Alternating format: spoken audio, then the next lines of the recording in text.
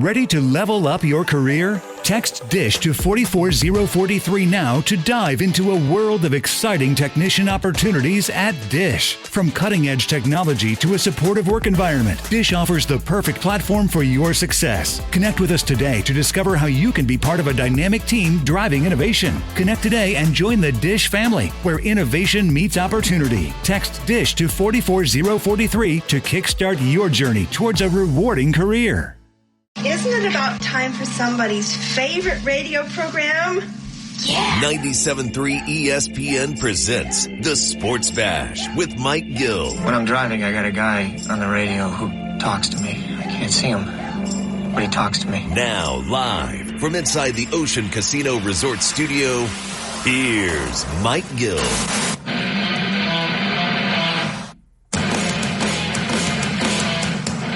We are live on a Thursday edition of the Sports Bash, 97.3 ESPN, the 97.3 ESPN free mobile app, streaming live video on the X platform at Mike Gill Show. Use the hashtag SB Live. We got a trade, an Eagles trade, a good Eagles trade. How does Howie Roseman do this? This trade is a head scratcher for me from the Washington side, but we'll dive into that. Phillies win, a much needed win last night, and it's the formula win. I'll explain coming up in just a little bit here on the Sports Bash. Q Myers today at 3:30. We'll talk a little NFL with him. John McMullen on the deal at 3 o'clock. And, of course, football at 4. Jeff Mosher is in today. Jeff Kerr tonight at 5 will give us some insight on the NFC East, his 53-man roster, and more. It is a trade the Eagles make with the Washington Commanders. And we're asking you your thoughts on it. A lot of people reacting over on our Facebook page on social media. You can chime in at 609-403-0973 on the text board. The Eagles have added slot receiver, outside receiver, just a wide receiver. He could play both inside, outside. I would imagine he'll be the number 3 receiver on this team. And that is Jahan Dotson from the Commanders, former first-round pick. Washington just gives up on him.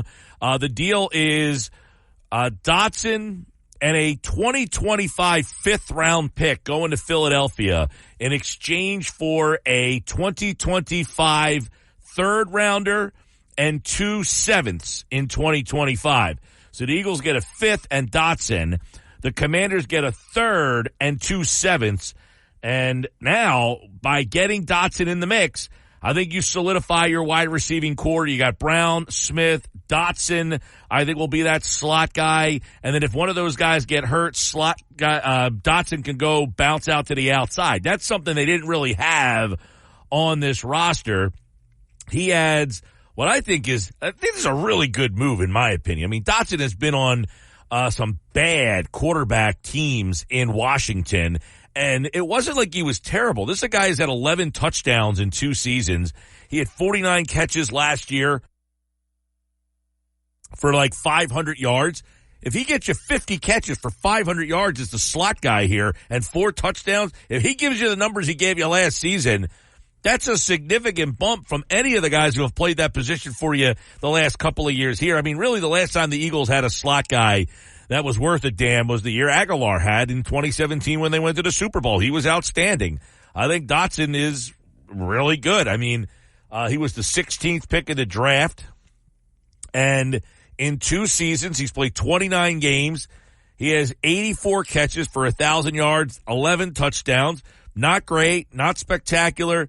But I think in Philadelphia, he comes into an offense where he's not being the guy. He's not like, you're a first-round pick in Washington, playing across from Terry McLaurin. There's a lot of expectations to step up. He just had terrible quarterback play there. Now, the question might be, he's had some drop problems. I think that's been a problem for him. He's been used all over if you watch the Commanders play, and if you got any Commander fans out there, I'd like to see what you guys think of Dotson coming to Philadelphia. But I think you draft a guy in the first round, you're thinking of an outside receiver who's kind of like a number 1 or like a 1A, kind of like Devontae Smith is. And he is probably a guy that was better suited for the slot, and that's what he's going to be in Philadelphia. He can play. It's like Aguilar. Aguilar better suited for the slot, but he could play outside if you needed him. One of the problems with Aguilar, he had a lot of drops. Well, Dotson, 7.4 drop percentage last season. As a slot guy, he's been better. As an outside guy, not as good. I think he is very Nelson Aguilar-ish. Aguilar was a very good slot receiver. He was not a great outside receiver. I think if you had to play Dotson on the outside, things have gone wrong. And yes, Smith or Brown probably got hurt. If Dotson's playing the slot, I like it a lot. Now, why does he get traded? Well, keep in mind, what do the Commanders do? They drafted Luke McCaffrey in the 3rd round. He is a slot guy, which means Dotson kind of didn't have a role. The Commanders also brought in former Eagle wide receiver Olamide Zaccheaus. They've got Jamison Crowder. So they had a bunch of guys that could play the slot. The Eagles, on the other hand, have a bunch of guys who have not really played the slot. So it made a lot of sense that these two teams got together. Roseman somehow finds them again and goes right after a team that had a influx of players at a position that you needed some help. So I like the move. It's hard not to. I mean, you give up draft capital. I get it. Not great draft capital. I mean, the 3rd round pick they give up, that's something. But if you get a guy who solidifies a 1st round pick and he's got 2 years left on his deal, I think it's 2 years left on the deal, you've got yourself, 2 after this. 2 more, this one and 2 more. So he's got 3 altogether. You've got 3 first-round picks now playing wide receiver on this team, plus Saquon Barkley. I mean, I talked about this morning on John McMullen's show. This offense should be really good, and this is before the Dotson trade. One of the questions about this offense, I guess if you wanted to just have a question, was, well, who's the 3rd wide receiver? Now, look, if somebody gets hurt, okay, that's a different story. But when you talk in absolutes, sometimes it's with the caveat of everybody's healthy. If this Eagles can stay healthy, man, they're going to be tough to stop. Or they should be tough to stop. I talked about this with John today, and he kind of maybe disagreed and pushed back on me a little bit. I said, John, how do you stop this offense? You shouldn't be able to. And then last year, people did. I would be extremely disappointed if this team struggled offensively with what they have. Now, is Dotson coming in and turning into an all-pro? I don't think that's what I'm saying here. What I'm telling you is, look, I talked about it before. Nelson Aguilar was a first-round pick. There's so many similarities here with the Aguilar situation. Aguilar was a first-round pick. He had disappointed. And then the Eagles moved him from the outside to the inside. After his 2 seasons here, his first 2 years in the league, he really was insignificant. 23 catches, 36 catches. They moved him into that slot in his 3rd season, which is where Dotson is. He went from 36 catches to 62 catches and 8 touchdowns. I think Dotson can be that kind of guy where he maybe gets 50 catches. I don't know if he gets 62. The next year, Aguilar had 64. Those 2 years he had in Philadelphia, he was really good. Really good. And he played the slot. It was when they had to move him to the outside is when he kind of struggled. He was not a good outside guy. Dotson, to me, is very similar in that realm where I think if you can get him in the slot, get him in some good matchups. Aguilar was a quick guy. He was a bigger guy, 6 foot, 200 pounds. Dotson's not quite that big, but he could get some matchup issues being the slot guy. I think it's a move that most people out there, I can't imagine that anybody's questioning this deal and saying, I don't like it. Corey, the Commanders guy, text in 609-403-0973. Corey's been a long-time listener, a Washington Commanders fan. That's got to be tough being a Commanders fan. I mean, unless it was like 1990s. Man, the Commanders have just been awful for so long. Corey, I commend you. Corey, the Commanders guy, says, I hope your summer is great. Mike and Josh, awesome show. Thank you, Corey. He says, fair trade both sides. I agree with the values of him. I'll miss him. Good dude. Penn State guy, local guy. Yeah, it just seemed that the Commanders just had an influx of guys at that position, and he just didn't work out.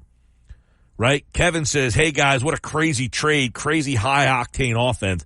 Yeah, I think he fits in really well with what the Eagles are trying to do here. I think he fits in well with what the Eagles are trying to do on offense. Just get a guy who has high upside playing that position. And now Paris Campbell, Britton Covey, Johnny Wilson, John Ross, that group of guys, you have much less need for them to, like, exceed. Paris Campbell would be the guy that you could say, hey, we now can slip him into a lesser role, and he can exceed that lesser role. Johnny Wilson is a rookie, I would imagine now kind of gets deactivated on game days. You don't have to worry about, hey, can he do something? Maybe John Ross, goes on the practice squad, and if he can kind of show that he has something there. The one thing for Dotson, I think, is the pressure is off of you now. You're not the first-round pick that's been a failure, right? You're not the first-round guy that we had so much higher expectations for, and then you haven't exceeded, you haven't matched those expectations. As a rookie, he had 7 touchdowns, Dotson, as a rookie. And you're thinking, okay, this is a guy, and that's what he's done. He has found the end zone. Dotson has 11 touchdowns in 2 seasons, and that's something that is impressive. To be able to find the end zone, be a guy in that, that red zone that you can kind of find in the game against Philadelphia, okay? There was one game against Philly that, if you remember, Dotson had. It was last season, right? You go back to the second Washington game. The Eagles played Washington in Philadelphia, and he had 8 catches for 108 yards and a touchdown. The following week, he had 4 catches for 69 yards and a touchdown. The problem has been the lack of consistency. That game against the Eagles, the 108 yards, it's the best game he's ever had in the NFL. He had the Giant game where he had 105 yards, but he has always been able to find the end zone. So he has a knack for the end zone. I think the game against the Eagles last year, 8 for 108, is a game that he kind of showed what he can be. He can be a guy, 10 targets, 8 catches, 108 yards, a touchdown. Those games are somewhere in them. How can you scheme them out of him? So I think it's a really, really good, low risk, high reward type of move.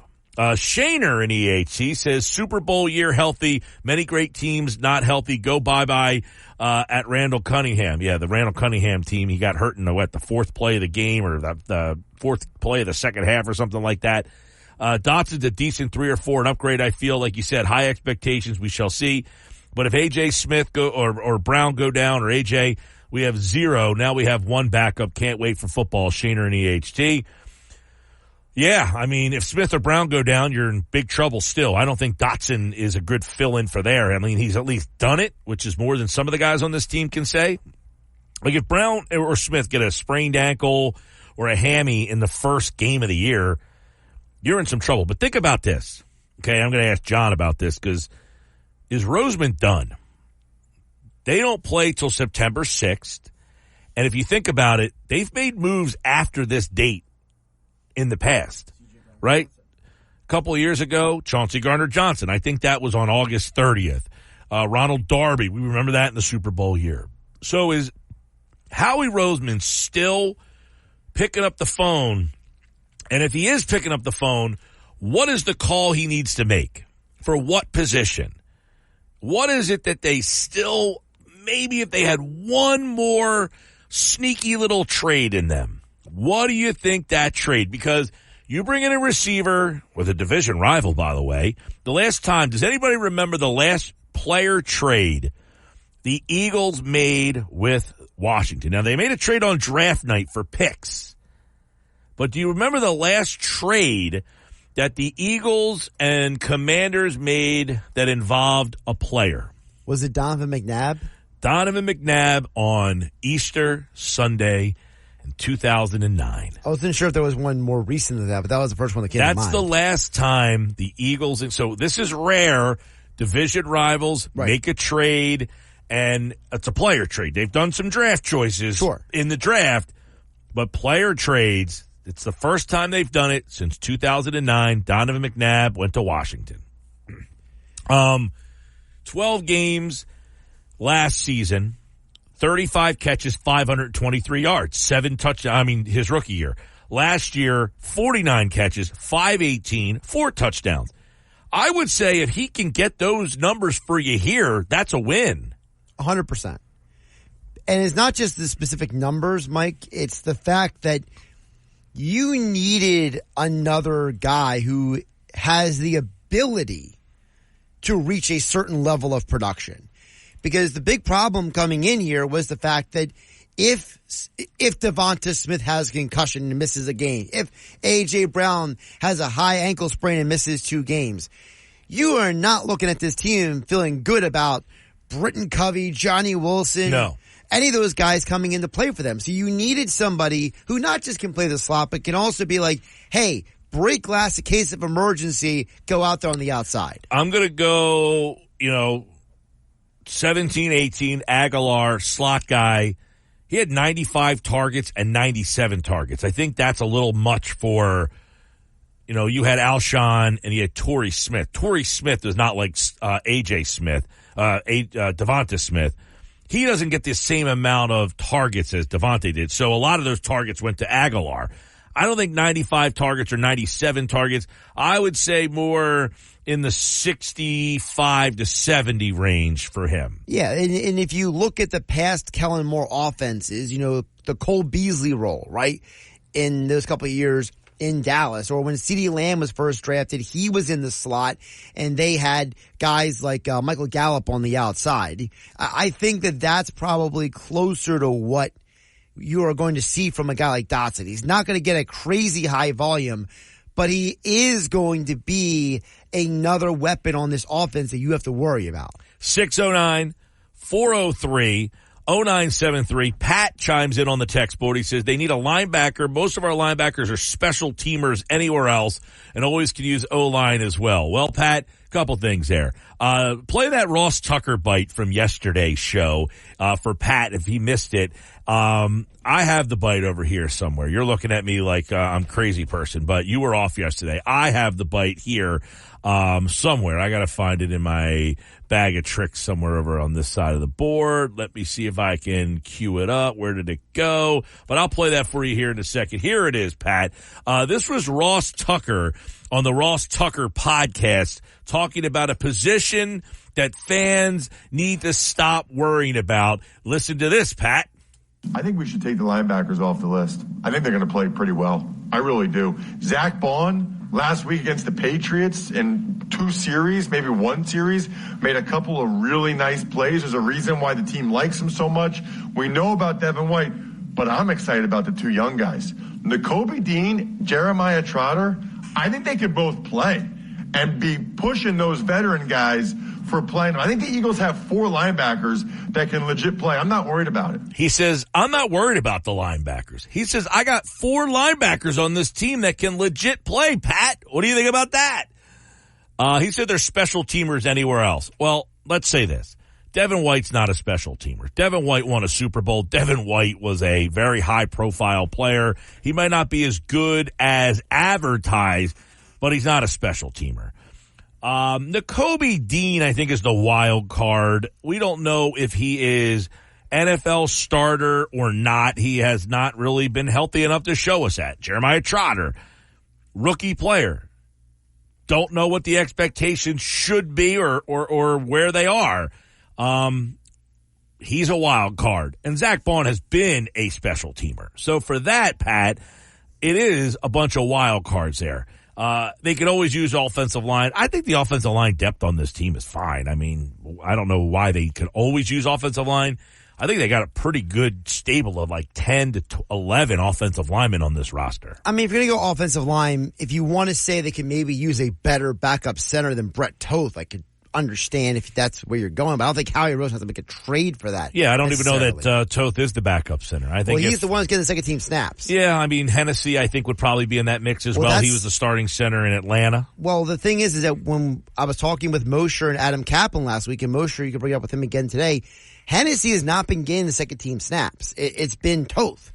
Hennessy is basically relegated to third team at this point. So for whatever reason, they don't feel great about Hennessy being the backup center. You've also got Dylan McMahon, who can play that spot as well, who they drafted from, was he Michigan? Utah. Oh, the other guy. Michigan was Trevor Keegan. Yeah. Nick Gates has also been a guy who's played center, and I know he's had some injury issues and has not really jumped into the mix here very well. I haven't seen the Eagles' official or quote-unquote official depth chart and who is the backup center on that depth chart, but you got some options. And all these guys have had starting experience. Hennessy, Nick Gates, they've been starting centers in this league. Look, your starting offensive line, Mailata, Dickerson, Juergens, Becton, and Johnson, very good. And then behind those guys, Fred Johnson's a veteran. Trevor Keegan, the Michigan kid, he's been getting good reviews. Matt Hennessy has been a starter. Look, he said you could always use offensive linemen. Okay, if they brought in offensive linemen, I'm not going to be pissed. No, but I don't think you trade for that.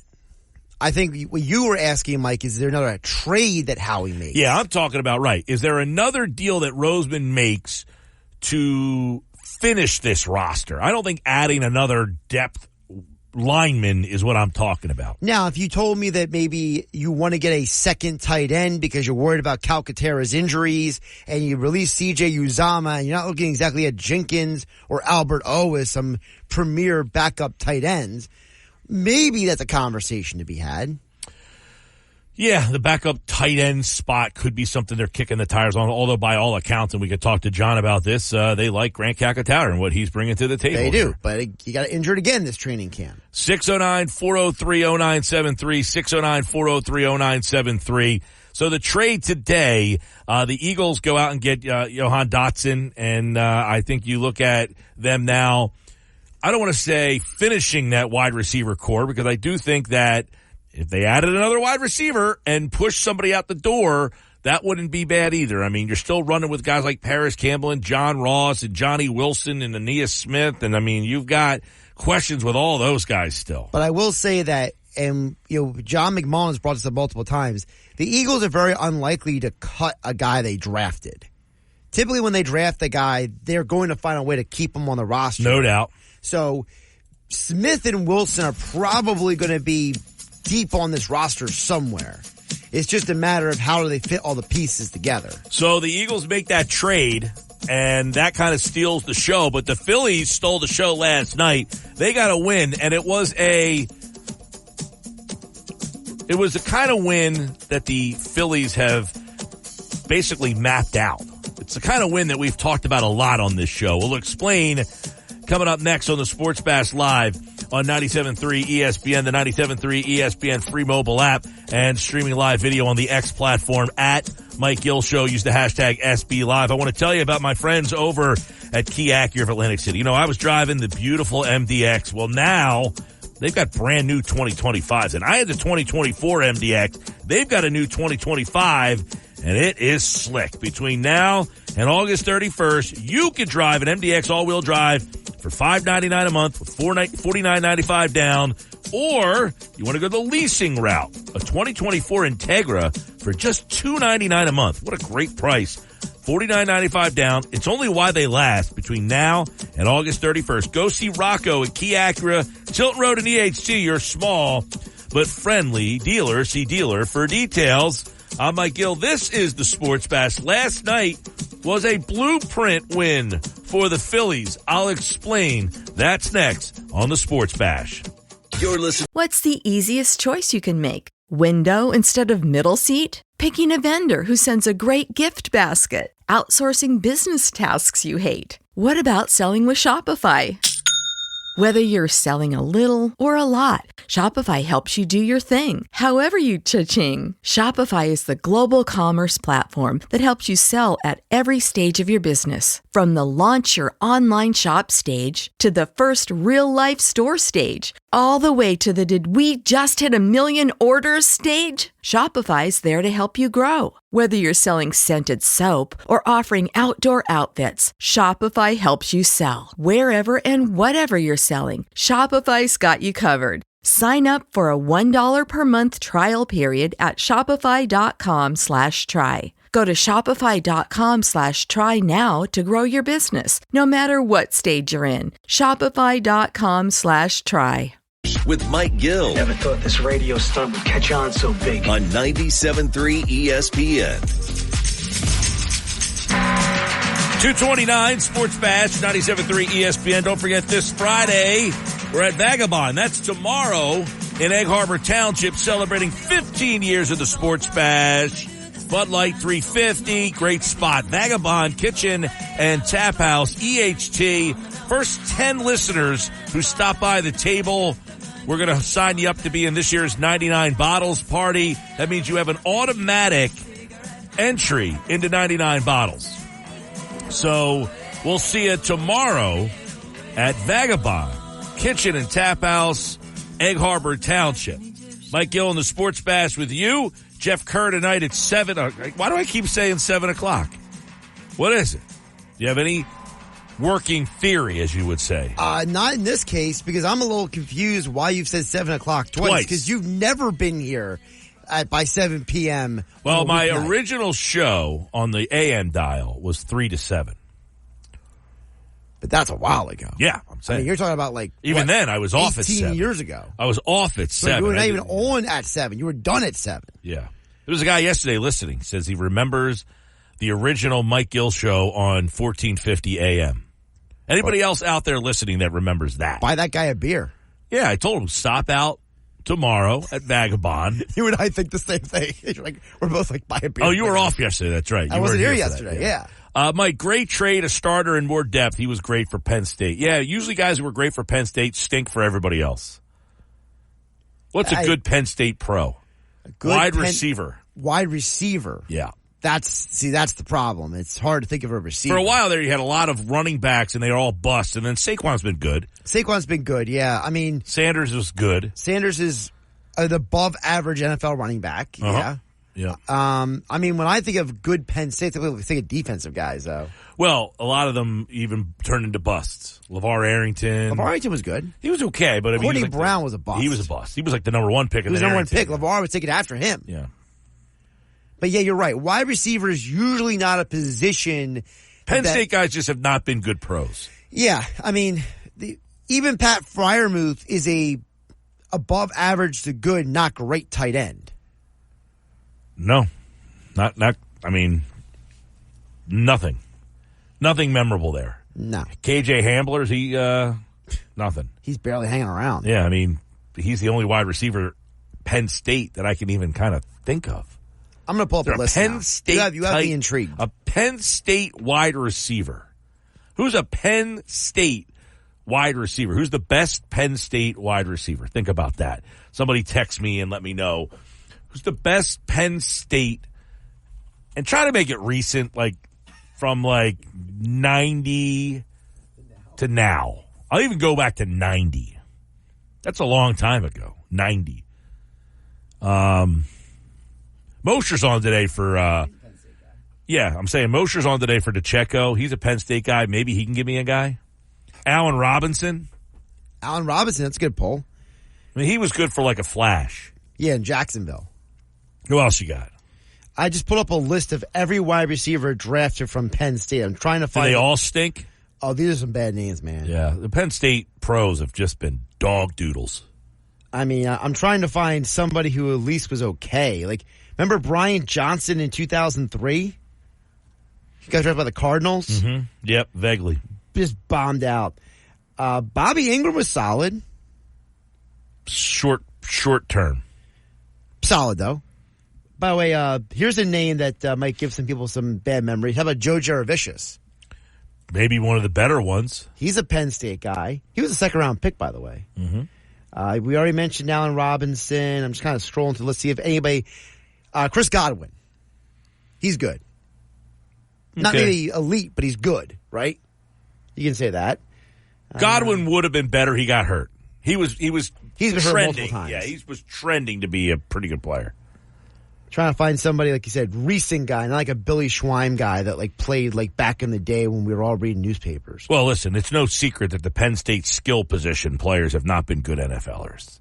No. It was supposed to be, linebacker they don't even have very good linebackers anymore. Yeah, I just found this couple. So we got... And quarterback, they've been disastrous. Yeah. So think about it. Let me know. Who was the last solid quarterback? Kerry Collins? O.J. McDuffie. A lot of O.J. McDuffie text. He wasn't all that good either, though. He was okay. Yeah. 609-403-0973. 609-403-0973. Yeah, O.J. McDuffie's a little low on the list here. Yeah, we got a lot of O.J. McDuffie texts coming in here. McDuffie had like 3 good years. Good for him. Yeah, he had a little flash in the pan. He was pretty good for a couple of years there, Miami. Yeah. Phillies last night. I want to get into that, okay? Phillies won. And they won in a way that somebody texted yesterday. They can't win. They manufactured a win. The first run they scored, you had the Weston Wilson double, then you moved him over to third, then you hit the sac fly to bring him in, and you end up winning a game 3-2, 1 run. But that was a blueprint game last night. And what do I mean by that? The blueprint for the Phillies, as I've kind of chronicled all season long, and it was your starting pitcher. Now, he didn't get out of the 6th last night, but if he could have finished that inning last night and got through the 6th, is that you have Hoffman, Strom, Estevez, Alvarado, and Kerkering. That group of guys to get you through the 7th, 8th, and 9th. Okay? And last night, Nola got into the 6th. Hoffman got the 2/3 for you. And then you turned it over to Strom, Kerkering, and Estevez. Now, I said this before. Estevez is just going to be a roller coaster. I don't know how much I can put up with Estevez closing games out. I'm sorry. He to me, it's exactly what I talked about. It's different getting the last 3 outs. McGarry likes to say at Disneyland, and I said it before. A half-empty Anaheim Stadium trying to get the last 3 outs against the Oakland Athletics, as opposed to pitching in October in a game in Atlanta where they're all night long, or Philadelphia. The pressure of having 45,000 staring at you, anticipating you getting those last 3 outs. It's a lot different, man. Estevez is going to be some heartburn these final couple weeks of the season here. Kerkering, I thought, looked really good last. That's the best I've seen Kerkering look in a while. 11 pitches, 8 strikes, had a strikeout. He's actually pitched well in recent weeks. He has pitched well, but he has been disappointing to me, even though he's had a pretty good year.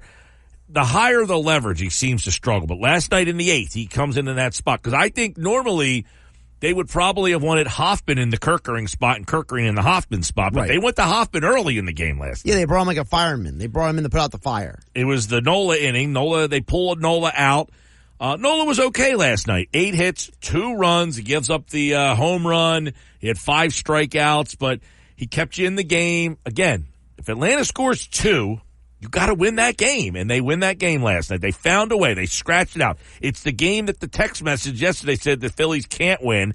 No, they can win that game, and they can win it because if their bullpen pitches like they did last night, your Right. starter gets you 6, 7, 8, and 9. You think that you have 3 guys to choose from that can get you to shut down the 7th, the 8th, and the 9th inning. And last night they got it done. And it goes back to the idea that this team just needs to find ways to win. It doesn't matter if it's aesthetically pleasing or not. Sometimes you just got to start winning games, and who cares how you do it? Because once you start having that belief, Mike, right? The idea that if you believe you can win, that's half the battle, right? Like if these guys just start believing, yeah, we're going to find a way to win. Well, it's interesting because what happened last night was you got contributions. Weston Wilson, 2 for 3, hits the double.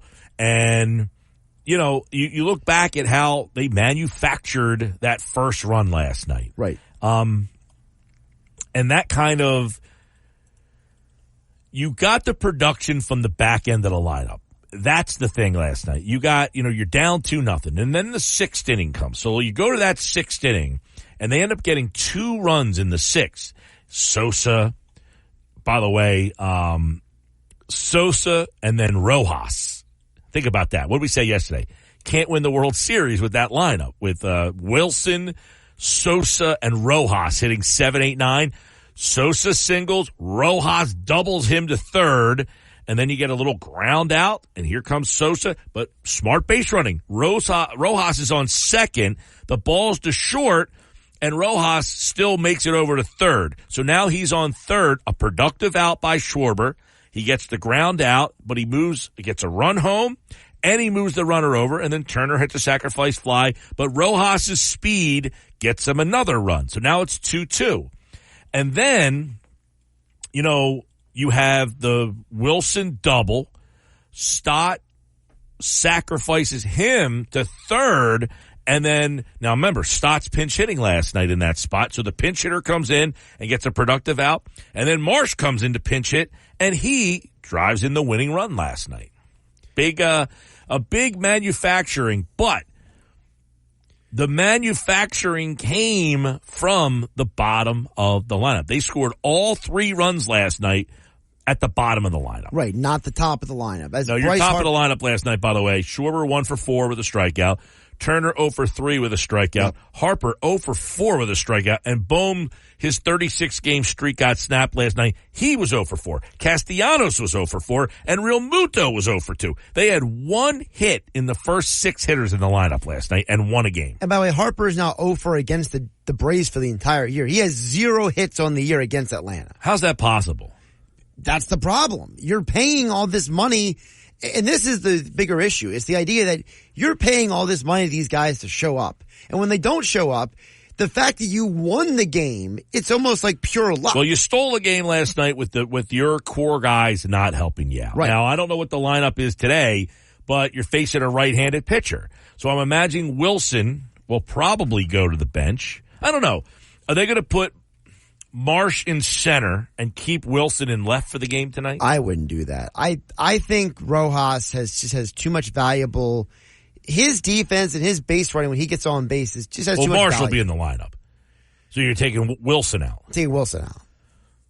I think Rojas just Wilson's hitting 362, by the way, with a 380 on base. Now, you were a Dahl guy. You wanted Dahl to stay in the lineup because he hit 1 stinking home run in London. No. He had 2 home runs before they even got to London. I don't know about that. I'll pull it up right now. Double check on that one. I have to fact check the 2 home runs for Dahl. I remember the London one. I don't know if I remember a second, but if he did, he was still hitting like 110 when they really. But still, Wilson has been pretty damn productive. Now, I don't know what big picture that means if he plays every day, but you're sitting Wilson today and going Marsh in left, and you're keeping Rojas in center. I would imagine Stott is back at second. Now, keep in mind, Sosa. He had a hit and a run last night. So Wilson and Sosa, 2 guys that helped you win the game last night, you're saying you're benching them today. So Dahl had 1 home run before the Mets series in London, and then 1 home run during the Mets series in London. Yeah, hit the home run in London. And then he never hit a home run again until June 22nd. Yeah. So he had 3 the whole time. Mm-hmm. But he did have 1 before the Mets series. Okay. But the larger point about Wilson, the question with Wilson is, my problem with Wilson taking him out of the putting him in or out of the lineup is I don't want to take Rojas out. I just think right now that guy has way too much value in terms of his defense, in terms of if he gets on base, he can wreak some havoc. Last night? To me, last night is an example, just one example. There's many examples the last 2 years. You've mentioned it, Mike, how give me the guy who can, if he gets on base, cause problems, than the guy who you're depending on home runs from. Yeah, he's a tough one, because obviously, he's got a little Willie McGee in him. By the way, Rojas is at 245. Marsh is at 240. Rojas is at 245. Stott is at 234. Poor Stott. Guy can't do anything. Think about it. I mean, Rojas is at 245. Can Rojas play second? We don't need him to play second. He's a great center fielder. Why do I want to move him? He's hitting 245. Schwarber's at 248. Rojas is 245. Castellanos is 248. I still can't believe Castellanos is hitting around 300 since the All-Star break. I can't believe it. I remember talking about this, like, there's no way Castellanos going to go up around 250, and there he is, 250. Right there, yeah. He was at 250 the other day. He's down to 248 now, but think about that, though. Rojas is 245. Marsh is 240. Now, Marsh's on base is 317. Rojas is 283. His on base percentage is pitiful. Yeah, it's not great. But we'll see what the lineup is tonight. Sports Bash Live, 97.3 ESPN, the 97.3 ESPN free mobile app, streaming live video on the X platform at Mike Gill Show. Use the hashtag SB Live. Coming up, We've got a busy show for you as the Eagles make a trade today. We'll get into that with John McMullen coming up in 16 minutes from now on the Sports Bash on 97.3 ESPN. It's Chicken tacos should only be trusted to chicken professionals. That's where we come in. Introducing Zaxby's new chicken finger tacos. One comes with pico de gallo and creamy chipotle ranch. And the other comes with bacon, lettuce, tomato, and avocado ranch. Chicken experts since 1990. Chicken taco experts since now. Order yours today in the Zax Rewards app. Woo, saucy! Zaxby's. with Mike Gill. Do I have everybody's attention now? On 97.3 ESPN and the 97.3 ESPN free mobile app. 2:49 Sports Bash live, 97.3 ESPN. Phils tonight, they're down in Atlanta closing out the series. Christopher Sanchez is the starter for the Phils. Who's pitching for the Bravos tonight? Schwellenbach. Oh, that's right. Schwellenbach. Feel like he shut you down the last time. I got to double check, but I don't know if I think he only has one start in his career against the Phillies. Yeah, last time. He shut you down, I think. I kind of remember him pitching the one game this year earlier. And Spencer Schwellenbach, 7-4, 4.04 ERA, rookie. He's been okay this year. I think you take a look at the Phillies tonight against him. He's a right-handed pitcher. I would imagine you're going to get the Stott, Marsh guys back. The question is going to be, who sits, Wilson or Rojas? July 6th, he went 6 innings, gave up 7 hits and 1 earned run. There you go. Yeah, 1 run. 7 hits, though, is... They got to him a little bit, but he got out of it. Well, that's the story of the Phillies season, though. They leave runners on base. So that's the question for the Phils tonight. Do they go, is Marsh in center or is Marsh in left? I would imagine with Wilson going 2 for 3 last night, he maybe stays in the lineup tonight. I think they should keep him in the lineup at least for one more day, just to see how You just he said the can. last segment that you're keeping Rojas in and you're sitting Wilson. I know. I said I'm keeping Rojas in center. I got a lot of, well, if you're keeping Rojas in center, that means you're just benching Marsh altogether against a right-handed pitcher. Sometimes you got to do what you got to do. You got with a hot bat. Okay, well, I don't think that's going to happen. I think Marsh definitely in the lineup tonight against a right-handed pitcher, and Stott, I would imagine, is back in the lineup tonight against a right-handed pitcher. A man can dream, Mike. Yeah, I mean, listen, I'm not the biggest Marsh guy in the world, but I would imagine against a right-hander, he's going to play. It just, the question is, who is he playing for? Is it Rojas or is it Wilson tonight? That's more of the thing to me. I don't see a scenario where they sit him. It's just very frustrating because I think sometimes we have an idea what the Phillies should do, and then they don't always do what we think they're going to do, and then we kind of like, gripping our chairs, seats trying to figure out if it's going to work or not. And I don't agree with that. I think you have to play Marsh against righties. Have to? Yeah, have to.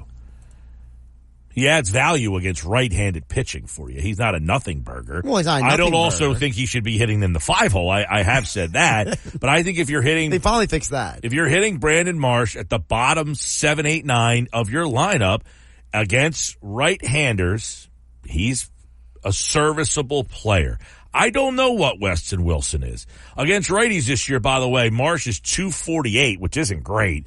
328 on base, 12 homers, 41 RBI. So he's not like excellent against righties. Well, against lefties, he's terrible. Well, but it's the flip side of the problem with Wilson. Wilson has been amazing against lefties, but he's been poor against righties. Well, that's what happens. That's how you have a platoon that is formed, is you have one guy who hits left-handed, he faces the right. This is the basis of the platoon. I'm aware what a platoon is. Right. Well, that's why tonight I think you'll see. You're assuming it's going to be Marsh and left. I don't know because of what happened last night. Do they say Weston Wilson is hot? Let's just keep him in the lineup and sit Rojas. Now, your thing was, I don't want to sit Rojas. Here you go. Weston Wilson, by the way, against lefties is hitting .458 right, with 2 homers and 6 RBI. Now, it's only 24 at bats. But against righties, he's hitting .261 with 1 homer and so he's handling himself against righties. So you could keep Wilson in the game tonight, let him play left, just to keep his bat in the lineup and get him some more exposure, and then you're sitting Rojas.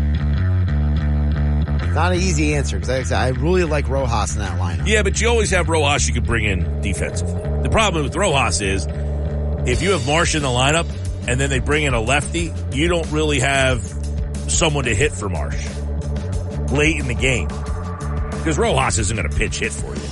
No. You'd probably just rather just keep Marsh hitting as a lefty.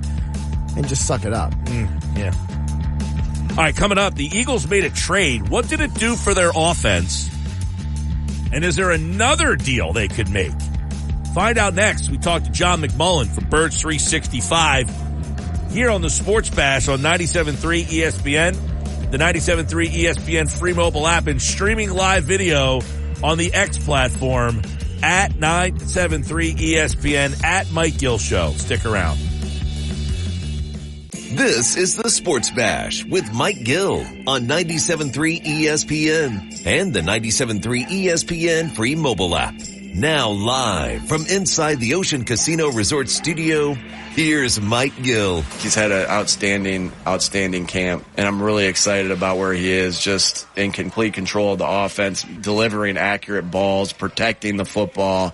Man, he's had a really, really outstanding camp, taking what the defense gives him, whether that's pushing the ball down the field like you saw yesterday with a deep shot to AJ, or checking the ball down to Saquon like he did yesterday as well. So just what an unbelievable camp he's had. I'm really excited for his year. Nick Sirianni on Jalen Hurts. Well, they gave him another weapon. How will that weapon fit in? Talk to John McMullen, Birds 365, weekday mornings, 8 a.m. on the Jacob Media YouTube channel, and he can join us now to talk more. A little sneaky trade here for Howie Roseman. Boy, we were talking a little bit about this morning, about late trades that they've made.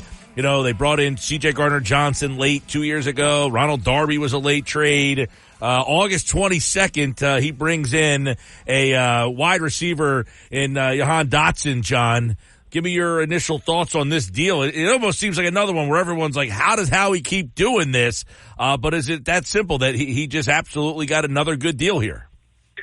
Yeah, I think from the Eagles' perspective, it certainly looks like a good deal, but you do wonder, why Washington is giving up on a guy who was the 16th overall pick in 2022 so quickly.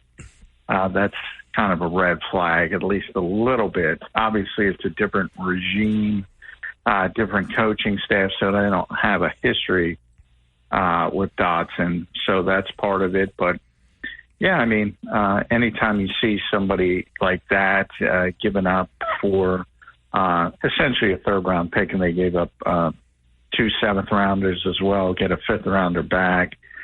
So some manipulation of draft picks, but certainly for the Eagles' perspective, he's expected to be like one of the guys. He's expected to be the guy with Terry McLaurin as he comes in, and here it's a much lesser role, easier expectations, should be rarely seeing double teams, obviously, with A.J. Brown, Devontae Smith when he's out there. So I think it's a good fit for Philadelphia. But, yeah, you do wonder why Washington is not only giving up on him, but giving up on him and giving him to a team in the division. Say, right. yeah, take him. Right, and I mean, it's not like his numbers have been terrible. I mean, if he gives you similar output to what he did, now they were disappointed in his numbers as a first. I liken this a lot to Aguilar, a first-round pick, and he just didn't do well. They moved him to the slot, and he had 2 really solid years here when they kind of moved him. Out there, you're a 16th pick in the draft. They're expecting more,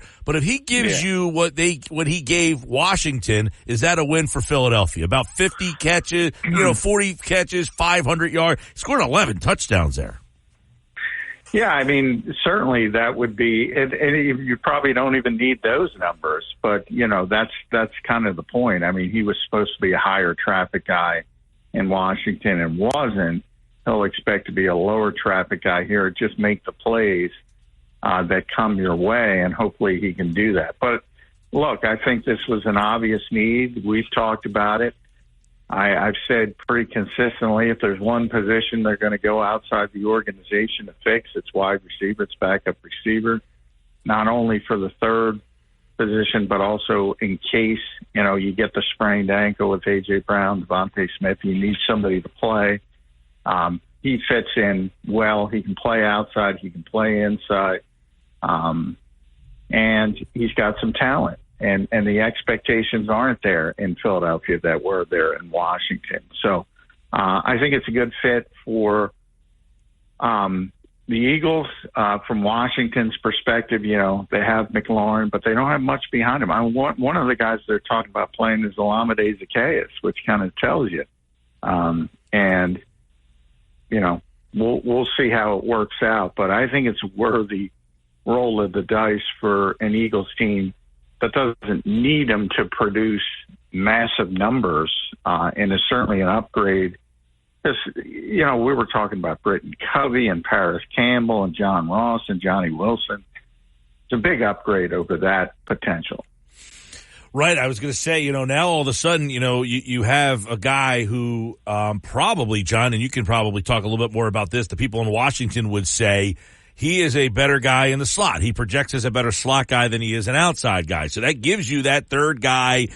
But the other guys now, they all kind of move down the depth chart a little bit. What does that mean for a Paris Campbell, a John Ross, the two rookies? Now what? Yeah, I do think Britton's going to be here because he's the punt returner. He's one of the best punt returners in the NFL. So he's sort of locked in with a fourth spot. And I think, this allows people to slow their roll a little bit with Johnny Wilson, and he can settle down and be the developmental player that he was expected to be as a 6th-round pick. I think he's going to be here if he can get through this concussion protocol. He's been there for a while. I think it's most detrimental to John Ross, who's trying the reclamation project. It's going to be tough for him to make the football team, and he's in the concussion protocol as well. And then Paris Campbell. If you want to keep 6, are you going to keep Paris Campbell or are you going to keep Ainias Smith, how he just picked in the 5th round? Now, Ainias hasn't had a good camp. He's finally turned it around a little bit and had a great one-handed catch yesterday. Is starting to show a little bit of confidence. I think if they're going to keep 6, they're probably going to keep the draft pick because very unlikely Paris Campbell's going to play. So I think it doesn't bode well for those veteran guys. John McMullen, Birds 365. He's the host of Birds 365 on the Jacob Media YouTube channel weekday mornings at 8 a.m. And, of course, the Eagles make this trade today. They get Dotson from the Washington Commanders and a 5th-round pick next year in exchange for a 3rd-round pick and 2 7th-round picks in the 2025 draft. Last year, through 17 games, he had 49 catches, 518 yards, 4 touchdowns. He was the number 3 guy there. You mentioned it. Why is Washington giving up to him? They had kind of a lot. They drafted McCaffrey. They had Zaccheaus. But they got a bunch of other slot guys. They're the reverse of the Eagles. They got all the slot guys. The Eagles needed one. But he was a little bit of a disappointment there. Is this a case of, who was the guy they got from Tennessee? Who was the guy they got from Tennessee? Dennis Kelly. Dorial Greenback. Oh, you're going way back. DGB, right. Is this like a 1st-round pick? The other team saying, look, you want him, you can have him. Or do you think this is a legitimate, addition to this offense? Well, I do think, you bring up Dorial Green-Beckham, DGB. People were really excited about that trade at the time. And it didn't work out, obviously, but he was actually a 2nd-round pick. This is a 1st-round pick. This is the 16th pick in the draft, and he's got 2 years left. And I do think he was a little bit overdrafted, but so be it.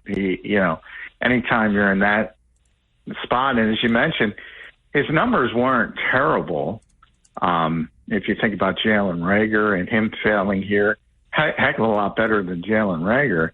And technically, Washington gave up on him earlier than the Eagles gave up on Jalen Reagor. So, yeah, that's the part that stands out to me. And I did contact a couple people in Washington close to the Commanders in that situation.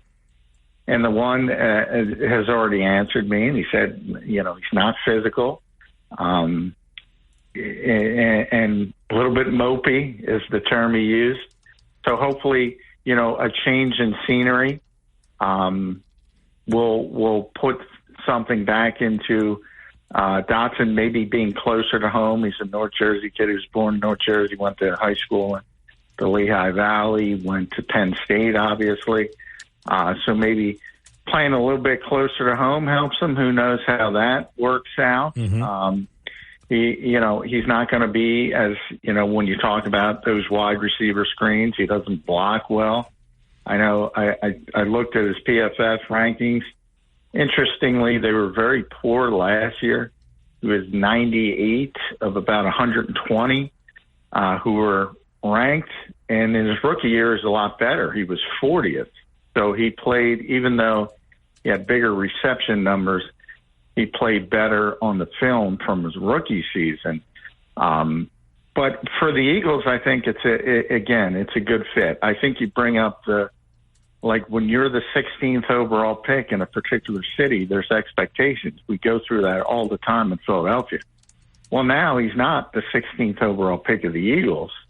So the expectations aren't there, and maybe he can settle into that complimentary role if he accepts it and does the things he needs to do to get his career back on track. Yeah.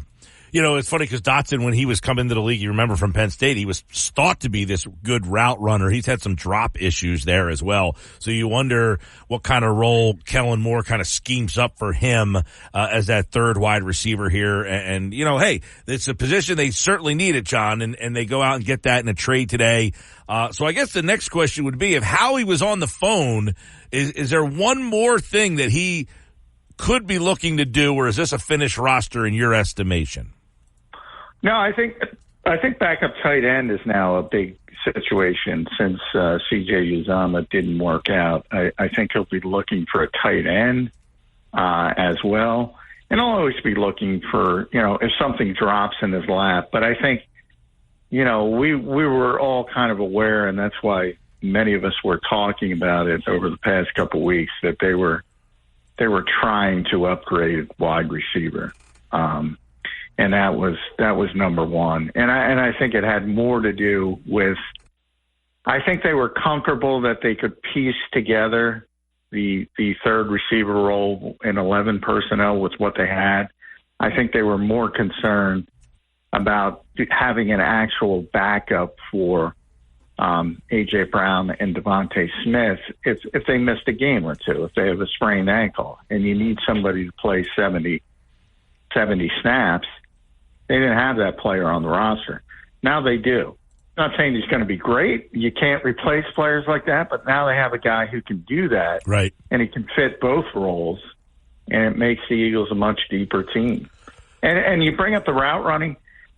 The source I contacted in D.C. was pretty harsh, but he did say, but he's a really good route runner. That's how he ended it. Yeah. Well, and when he was in college, he was thought to have great hands, but he's had the drops here in the pros. Yeah, and sometimes Ainias Smith's perfect example. He couldn't catch a cold from the spring through the first 2 weeks of camp, and all of a sudden he's starting to catch the ball again. So I think in a lot of ways that's a confidence issue, and maybe they can rebuild that part of it up. But, you bring up Nelson earlier. Nelson Aguilar just wasn't, great catching the football. And sometimes you got guys like that, and they'll make a play, and they'll be a little bit inconsistent because they're going to drop the football occasionally. John, the bite that we played before you came on from Nick Sirianni, you and I talked about this morning on Birds 365. Hurts has made the right field decisions all throughout camp. Do you see I don't want to say much more, but do you see an advancement from Hurts at the quarterback position? Has he evolved from the guy he's been the first 3 seasons here? Yeah, I have to see it in the actual game. There's one thing, and Greg Cosell bring it up, and it's true. He's never been a full field processor to date, and I don't know if they're working toward that. It's hard to tell when you're not playing in preseason games, when you're not having live reps to see where that part of it is. But I think he's always been a good decision maker for what the Eagles have asked him to do. And prior to this year, it was more of a two-read type of situation and then move on from it. But I always think he was very consistently making those good decisions when he turned the corner in his near MVP year. I think he made tremendous decisions. As far as his sharpness in the summer, he talked about it yesterday. I think it's got more to do with health. He's just healthy. And I think last year he was dealing with some things. He had back-to-back seasons where he had ankle issues. The one he had to have a procedure on. Then he hurt his knee in season. But I think even if you go back to, think about that week 1 game in New England, he just didn't look like himself from the typical explosion standpoint. And everybody saw it. They said, what's wrong with Jalen? He was dealing with some stuff. And now he's healthy. And he looks back to what he was as far as that explosion standpoint. So that adds the running threat back into it at a high level, and I think that makes things easier. So, I mean, he rarely tells the truth about injuries, at least until after the fact. He doesn't like to talk about them in sort of the moment.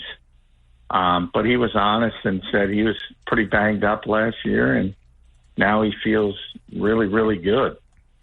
One of the things we talked about this morning is the ceiling of this offense. When we had this discussion this morning, they didn't have Dotson. What is the ceiling for you, John, for this Philadelphia Eagles offense? Yeah, I mean, now it's even higher, and I think the ceiling is certainly the number one offense in the NFL. I think it's different from saying that. I hope people understand ceiling versus expectation. I don't think you can ever expect any group in the NFL from any team to be number one in anything, because so many things have to happen, starting with health, number one. So many things have to fall into place, but they are very gifted. I will just say it as, if I'm an opposing defensive coordinator, I don't want to play the Eagles. Because, I mean, good luck coming up with a game plan. Right. It's like we talk about this all the time. Hey, you want to take out A.J. Brown? Fine, we'll go to Smith. You want to take out Smith? We'll go to Brown. You want to try to take the passing game away? That's where now you got Barkley. I mean, it's a pick your poison type of thing. But I think that's what we thought last year, and it didn't see. I mean, you would say, and I know you have, and I agree, they had a top 10 offense, and for whatever reason, it wasn't an offense that you had a lot of faith in or felt very confident about, right? No, yeah. I mean, and that's the thing. I mean, you've been covering all sports for a long time now, Mike, and you know when things look good on paper, how many times does it live up to those expectations? 99% of the time, it's not as good as you think it's going to be. Yeah. And there's an occasional time where it's even better. But those are the rare. Well, like the 27-2 year, right? That comes out of right field. You're like, what the heck? Yeah. Something like that. We were talking happens. about the greatest show on turf. Like nobody, Dick Vermeil was crying because Trent Green got hurt. And all of a sudden, here comes Kurt Warner, and nobody knows who Kurt Warner is. Bang. Yeah. It's just that kind of stuff is almost magical. And we see it all the time. You see these groups, and I always say until the 2017 Eagles, not 2017, that was the Super Bowl team. Until the 2022 Eagles, the team that lost the Super Bowl, that's the best team I've ever covered. Before that, it was the 98 Vikings, and that was when Randall was there, and Randy Moss's rookie year, and Jake Reed was there, and Chris Carter. They were, the best offense in the NFL. And I maintain, if Brad Johnson didn't get hurt, they win the Super Bowl. Now, maybe if they wouldn't have been as explosive, but they would have won the Super Bowl. So it's it rarely lives up to expectations, but occasionally you get that magical season somewhere. I want to ask you a couple quick defensive questions. Is Bryce Huff going to have a season that we're excited about? What's your take on what he will be and bring to this defense? I don't know what to think about him right now. Yeah, I think he's going to be really good as a pass rusher. I think people are going to be really happy with him. I don't think he's going to be a good run defender, and I don't think he's going to be a good flat defender. And I don't know why Vic Fangio likes to drop guys like that in coverage as much as he does. I don't think anybody can handle that role, to be honest. And, you know, I think a lot of people look at training camp and they see our reports and they see us writing. You don't hear a lot about Bryce Huff. But I say it all the time. The past 2 years, you didn't hear anything about Hassan Reddick in practice because he was going against Lane Johnson every day. Same thing with Bryce Huff. I think, you know, Lane's difficult to deal with as an edge rusher. But playing against him every day in practice is only going to make you better. So I think Bryce Huff is going to be fine. Is he going to be Hassan Reddick level pass rusher? I can't say that, but he's going to be really good. And I kind of, you know, where I do make the comparison is Hassan wasn't good against the run, and he certainly wasn't good as a flat defender in coverage, and nobody cared, nor should they. Well, I'm interested in that. I don't know if it's fair to ask who has a better season, him or Nolan Smith. Who are we talking about more? Bryce Huff. Yeah, Bryce Huff. I mean, yeah. I'm in the case of Nolan Smith, I think it's more of, can he be a situational player? Can he be that fourth edge rusher? And, you know, play 350, 400 snaps and be productive in that. But they need Bryce Huff to play major snaps and be effective. And I think he's going to be able to do it. But yeah, those two, I would be very surprised if Nolan Smith, you know, I guess it's sort of a Jordan Mailata, Andre Dillard situation. If Nolan Smith does take off, and he's able to take over and play the major snaps and be the guy, that's fine as long as one of them does. But I think it's far more likely to be Huff. All right, John McMullen. Saturday, it's a 1:00 game. It's the final preseason game. I guess we don't see Dotson play Saturday, right? I wouldn't think so. Not that they're not even practicing between now, full practice. They're going to have a walkthrough tomorrow. So very unlikely that you will see anyone of note on either team. On either team, you'll see some young players. Yeah, some of the young guys have to play. You have to get through the game, but yeah, it's going to be a lot of Jaron Hall and maybe Will Greer even. Taylor Hall though, right? No, well, Jaron Hall's the Vikings. I know, right. I'm saying the Taylor Hall, that they had an injury settlement with him yesterday, right? Yes. He's gone. He was released off injured reserve. He had a bit of a groin issue. So there's a guy that tells you how deep the Eagles have gotten at corner. This guy who's played in the NFL. A lot of us thought, maybe he's got a shot. Right. No shot. Yeah, a lot of people forgot he was even here. Yeah. Well, I mean, he got some second-team reps early in camp when Cooper was out at nickel corner. But I do think they brought in Perry Nickerson as well. That's a guy. You know, it's interesting. I had Brandon Lee Gowton from Bleeding Green Nation on today, and he had a good category. It was best player with no shot to make the team, and, which I like the category. And he picked Brandon Smith, the linebacker. I picked Perry Nickerson, the corner, the slot corner. Vic has had him in Miami. He's played about 5-6 seasons in the NFL. He's a legit NFL player who's got no shot. So I like that category. Best Eagles player with no shot to make the roster. All right, there you go. John McMullen, everybody. It's Birds 365, weekday mornings, 8 a.m. on the Jacob Media YouTube channel. Check him out there. And here on the Sports Bash, as we get ready for the start of the Eagles season, you can listen to every Eagles game with Merrill Reese and Mike Quick on 97.3 ESPN. All right, John, we'll talk to you, pal. All right, thanks, Mike. There is John McMullen, everybody, as we get you ready for the Eagles preseason. They do us a favor. They make a little deal today, and it really adds to the intrigue of this offense, as John said. It should be one of the better offenses in football. Dotson is a slot guy, good slot guy. The Eagles need a slot guy. I think it's a great fit. More Sports Bash on the way, including Hugh Myers. You know, the Eagles make this trade. They were we talked about this yesterday, ESPN.com power poll.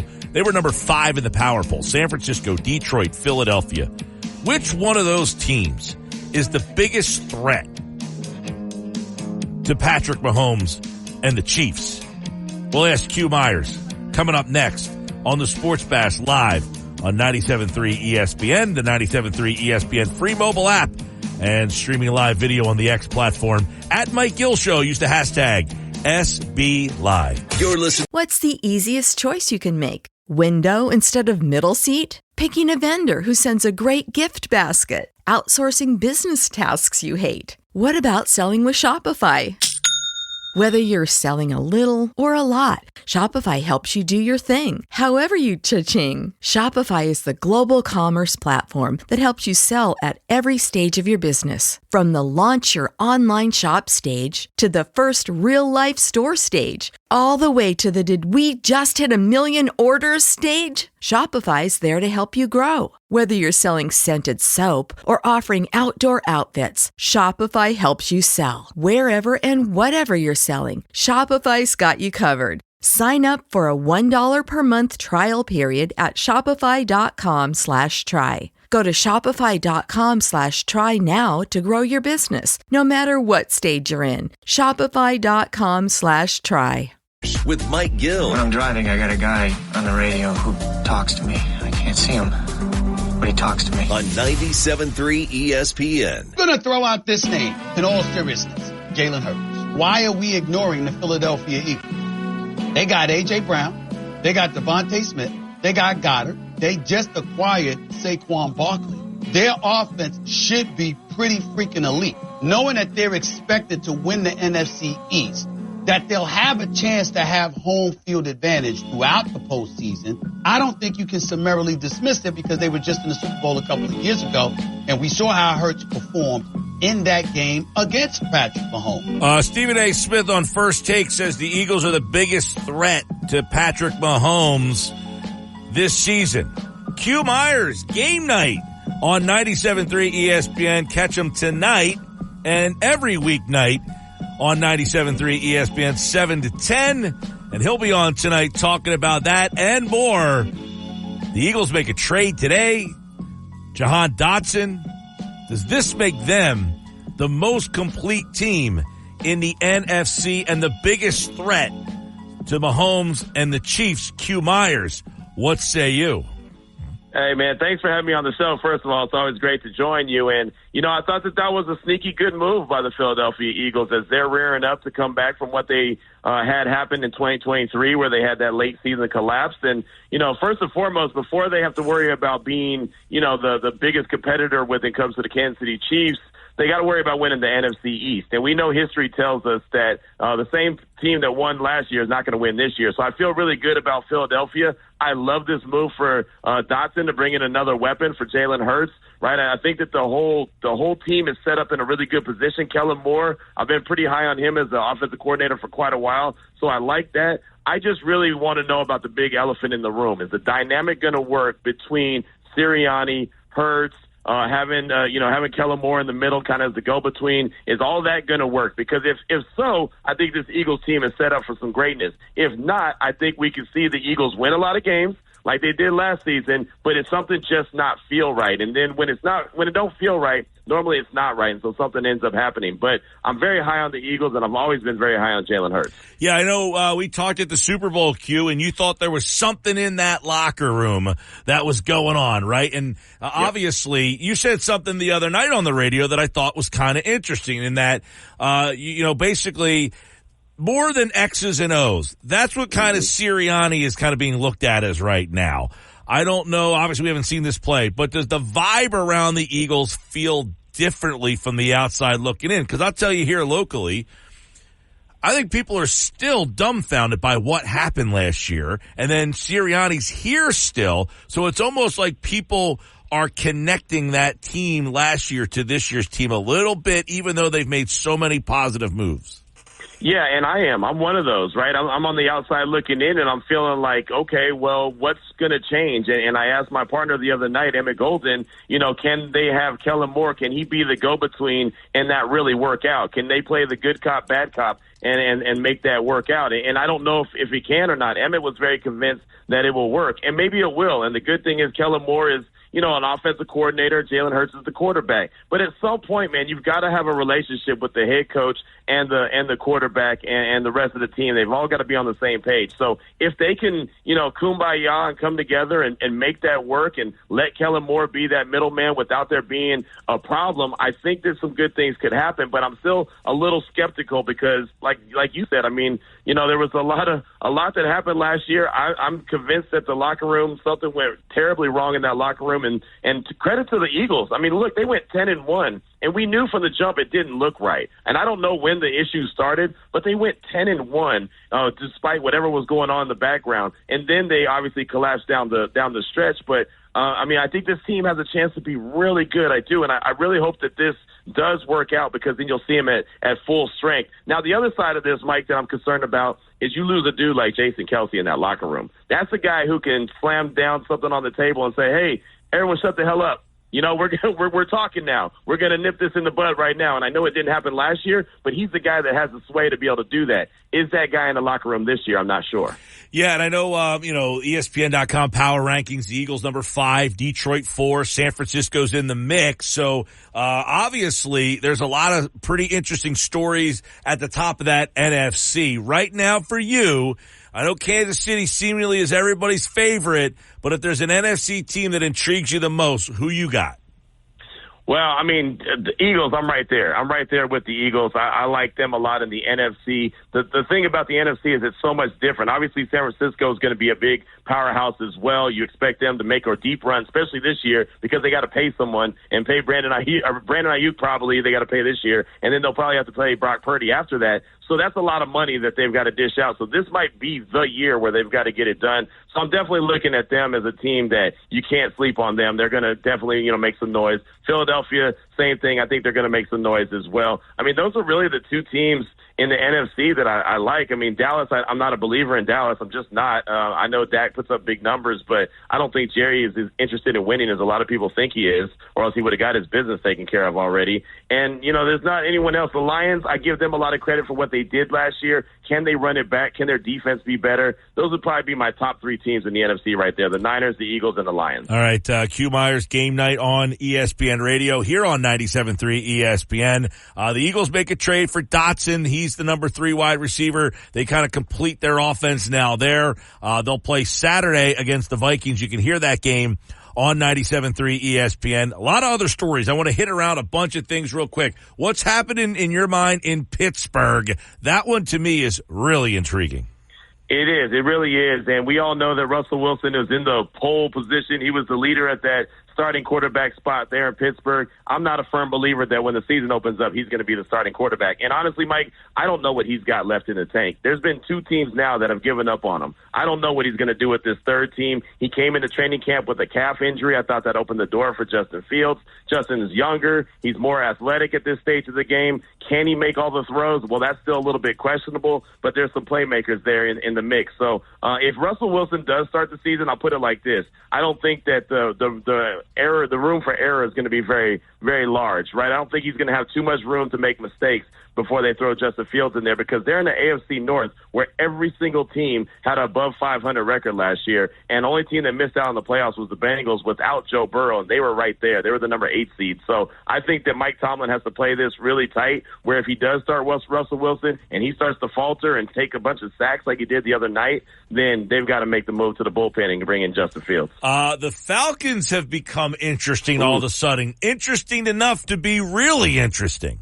Yeah, they are, man. I really like the moves that they made. A.J. Terrell giving him that contract extension. We found out about that earlier today. He was a cornerback that I was really high on when he was coming out of college there at Clemson. Thought he was a hell of a player. Matthew Judon, they make the trade for him, and then they signed Justin Simmons. So now they have the offensive weapons that we already knew about. They literally have 2 quarterbacks. Normally we say if you have 2 quarterbacks, you have none. They have 2. They have Kirk Cousins and Michael Penix, and I'm very high on Michael Penix to see what he could do when he gets that opportunity. But right now it's about what they could do now.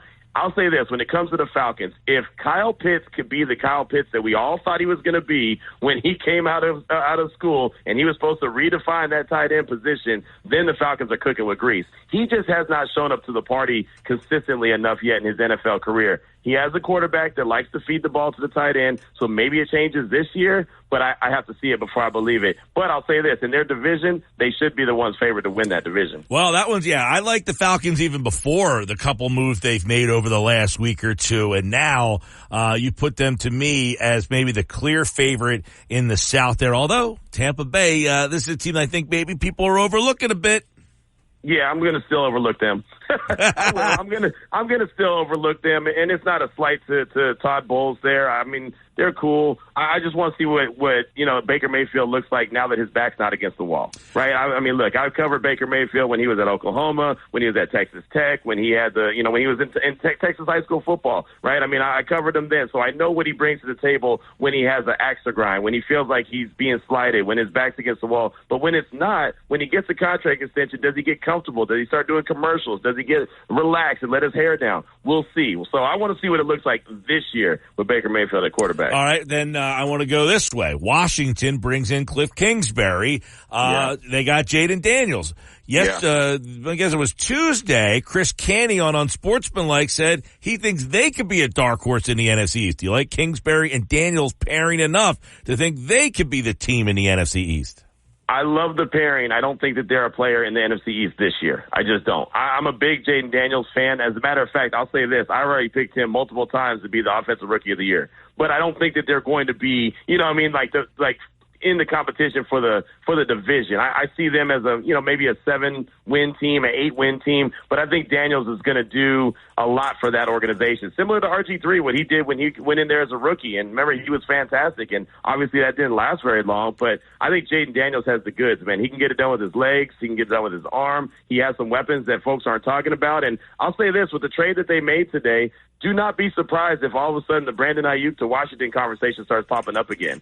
He has that relationship built in with Brandon Ayuk, and that would be a hell of a weapon. They just picked up a 3rd-round pick. They could send some draft capital to San Francisco, and they could pay Brandon Ayuk. I know that he wants to go there and be with Jaden Daniels. I would not be surprised if that conversation all of a sudden doesn't start popping up again now that they made that trade. But I do like that pairing. I think Cliff Kingsbury is going to get the most out of Jaden Daniels. Maybe next year they're competing for the NFC East, not this year, though. And that's funny because you mentioned we talked about the favorites in the NFC. I liked San Francisco a lot the last couple of years. But I do wonder what's going on with that Ayuk situation. Yep. Dallas, you have all those things. How much are those off-the-field problems going to kind of rear their ugly head into the top of the NFC and open the door for Detroit or Philadelphia to jump over top of San Francisco? I think that plays a role. I really do. I mean, look, I'm here in Las Vegas locally, right? And I saw Josh Jacobs hold out all the training camp waiting to get his contract last year. And he wasn't the Josh Jacobs that led the league in rushing the year before, right? And he's still a really great player, but he wasn't having a really great season. And now he's off to Green Bay. And so there's something to be said, man, about players that hold out and don't go to training camp. And, they don't need to have preseason, but they need to be there with their brothers, man. They need to start bonding. They need to start getting, their minds right for the upcoming season. And I think that there's a lot of off-the-field issues going on back and forth with Dallas in particular, and Jerry's talking all the time. And, Dak don't care. Dak's like, hey, I'm good. I'm getting paid. Somebody's going to pay me next year if I don't get taken care of right now by Dallas. But CD is the guy that takes care of Dak, and they haven't taken care of him yet. So I think that there's so many off-the-field issues, and every time the reporters talk to anybody there or with the Cowboys, whether it's the owner or players, the first thing it is like, hey, how close do you think it is for CD to come back? Oh, is Dak getting a contract extension? Like, that's always the conversation as opposed to the team. So I think that is an issue moving forward. All right, Q Myers, you said the Raiders, by the way. That division, interesting. Bo Nix going to be the starting quarterback there. It looks like another division championship for Mahomes, or is there a challenger in the AFC West? No, I think it's the Chiefs, man. They've won it 8 years in a row. If someone challenged them, who is it? Someone to challenge him. I would say that it's probably either the Raiders or the Chargers. I just don't believe in the Broncos yet. I think they're going to get better. The Raiders want to do it differently, though, man. And that's a dangerous gamble, man. We're in Vegas, but that's a dangerous gamble where they're not gonna try to compete, like go blow for blow and try to get them with firepower. They're gonna try to beat them the way that they beat them on Christmas, which is punch them in the mouth, play strong defense, run the rock, keep the ball away from Mahomes, hope that your defense can create some turnovers and win the game. That's a dangerous recipe, man, because you've got to be able to score consistently. AP named Gardner Minshew the starting quarterback. We'll see how that goes. His big key was you got to get off to a hot start, and the Raiders play 7 of their first 9 games against AFC opponents. So you'll know a lot by the time the Raiders hit the bye week, maybe even before that. And then the Chargers, Justin Herbert, I love what he's able to do with the ball. He's a fantastic quarterback, but it seems like with the Chargers, every year it's something. Like what happened this year? What happened that year? It's like every year it's something, and now he's got the plantar fascia issue going on with his foot. How affected is he going to be by that? I remember when Eli Manning got that in, 2007, I believe, and he was affected like all season long, even though he played. He just aren't the same guy, and so I like the Chargers and the Raiders to make a little bit of noise. Denver, I think they need a couple more pieces, especially defensively, before they compete.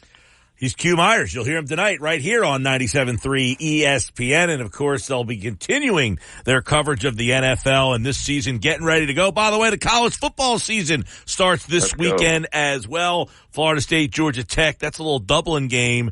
12 here, 9 for you. What are you, 3 hours or 2 now back? Well, I get confused sometimes. I'm 3 hours. I'm 3 hours behind you. So, 12 will be 9 a.m. That Phoenix Super Bowl was weird. It was like a 2 hour, but sometimes they're 3.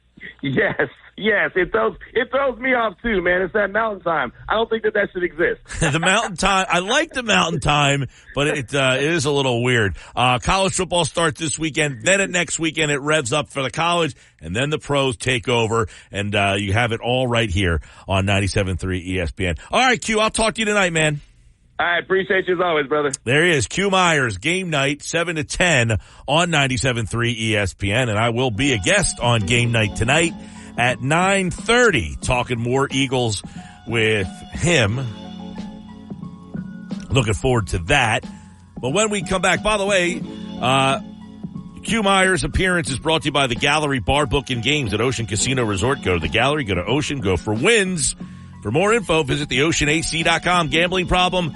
Call 1-800-GAMBLER. I got more to go, including in the 4 o'clock hour, Jeff Mosher, a Penn State grad. How does he see Dotson fitting into this offense? That's coming up on Football at 4, 13 minutes from now on the Sports Bash. Chicken tacos should only be trusted to chicken professionals. That's where we come in. Introducing Zaxby's new chicken finger tacos. One comes with pico de gallo and creamy chipotle ranch. And the other comes with bacon, lettuce, tomato, and avocado ranch. Chicken experts since 1990. Chicken taco experts since now. Order yours today in the Zax Rewards app. Woo, saucy! Zaxby's. The Sports Bash with Mike Gill on 97.3 ESPN and the free mobile app.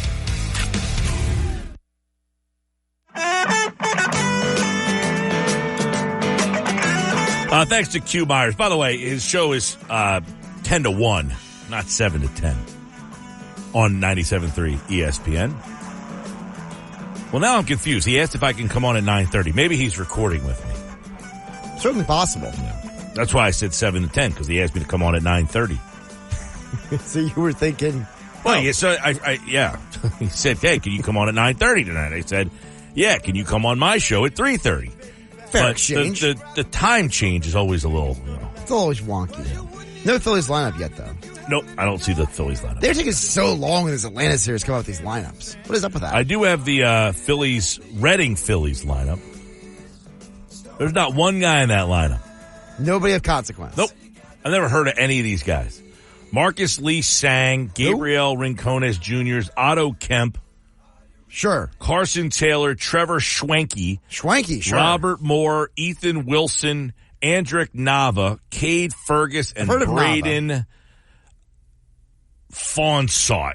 Fonsaught. Oh, we all know who he is. I can't imagine that one of those guys ever makes it to the majors. Nava is on the Phillies prospects, like top 50 pipeline. He's blah, a blah, catcher. blah. Yeah. I've never heard of any of those guys. I only know of Nava because, the guy who always texts in like random guys to trade, he's been mentioned in some of those trades over the years. 9 players for one? Yeah. He just texted in. He said, great move, Howie. That guy. The trade guy. Glad he's happy. Sports Bash Live, 97.3 ESPN. Glenn, I see your text. I'll ask Mosher. He's got a football question for the Eagles. I see your text. I see a couple more. I like this text. If Rooker was in left, they wouldn't have to worry about who's playing left tonight. Just saying. Jeff, you're right. I wish they got Rooker. This hour brought to you by Broadlease Plumbing, Heating, Air Conditioning. Broadlease, your trusted source for heating and plumbing service installation for generations. Call them 609-390-3907. Online, broadlease.net. When we come back, it's football at 4. Jeff Mosher, a Penn State guy, can tell us more about Jahan Dotson and how he might fit into the Eagles offense. Stick around. That's next. 97.3 ESPN presents the Sports Bash with Mike Gill. It's time for Football at 4, powered by the Inside the Birds podcast. Just hungry to bring back another Lombardi to Philly. The fans deserve it. Our team deserves it. Culture begs for it. Now live, this is Football at 4. I'm surprised Jahan Dotson didn't have a little bit more success in Washington. I know the quarterback play wasn't consistent enough. But coming out of school, he was everything you wanted in a wide receiver. Really good with routes, good strong hands, great with the ball in his hands after the catch. I think he seamlessly fits into Philadelphia. He's not going to be demanded to be the primary or number 2 target. And Kellen Moore, the new offensive coordinator, has somebody that can really be the 3rd or even 4th pass catching option outside of Dallas Goedert. That's Dan Orlovsky this morning on the trade against for the Philadelphia Eagles. They land Jahan Dotson from Washington. And, obviously the one thing about the Dotson deal is what kind of role does he have? Where does he fit in? Why did Washington give up on him? Jeff Mosher from the Inside the Birds podcast will give us some instant reaction to the deal as it happened a little earlier today. So now we know that Dotson is in. What does it mean for the Philadelphia Eagles? Jeff Mosher joins us now from the Inside the Birds podcast here on another edition of Football at 4. Moshe, what's going on, buddy? Mike, how are you doing? I got to say, I was listening earlier, that was a really pathetic attempt by you and Josh to think of a recent, in the last 10 years, Penn State receiver who's actually been a good NFL receiver. I mean, Allen Robinson and Chris Godwin may not be all pros, but one guy led the NFL in touchdown catches. The other guy has had 4,000-yard seasons in 5 years. I mean, come on. There hasn't been like a guy who's been like a Pro Bowl consistent player is my point. Consistent is Chris Godwin. I mean, 4,000-yard years in 5 years. No, I said Godwin was really good. It's unfortunate he got hurt. Yeah. Yeah, but why was that unfortunate? He came back and had 3 straight 1,000-yard seasons with Baker Mayfield being his quarterback for one of them. I think the hurt just hurt that year, but he was having a great year, and he came back just fine. All right, Godwin's the best then. Yeah, and by the way, to your point, it's not like we're Ohio State, but it's not like Penn State has ever been known for putting out great wide receivers. No, that was the point, is that the wide receiver, and that was part of my point, is that Dotson gets drafted as the 16th overall pick, and he has been a disappointment so far, and, a lot of Penn State wide receivers have been. So, let's get your thoughts on Dotson. Why has he been a disappointment? Well, it's funny. The guy has 11 touchdown catches in 2 years. The first 4 of them came in the first 4 weeks of his career.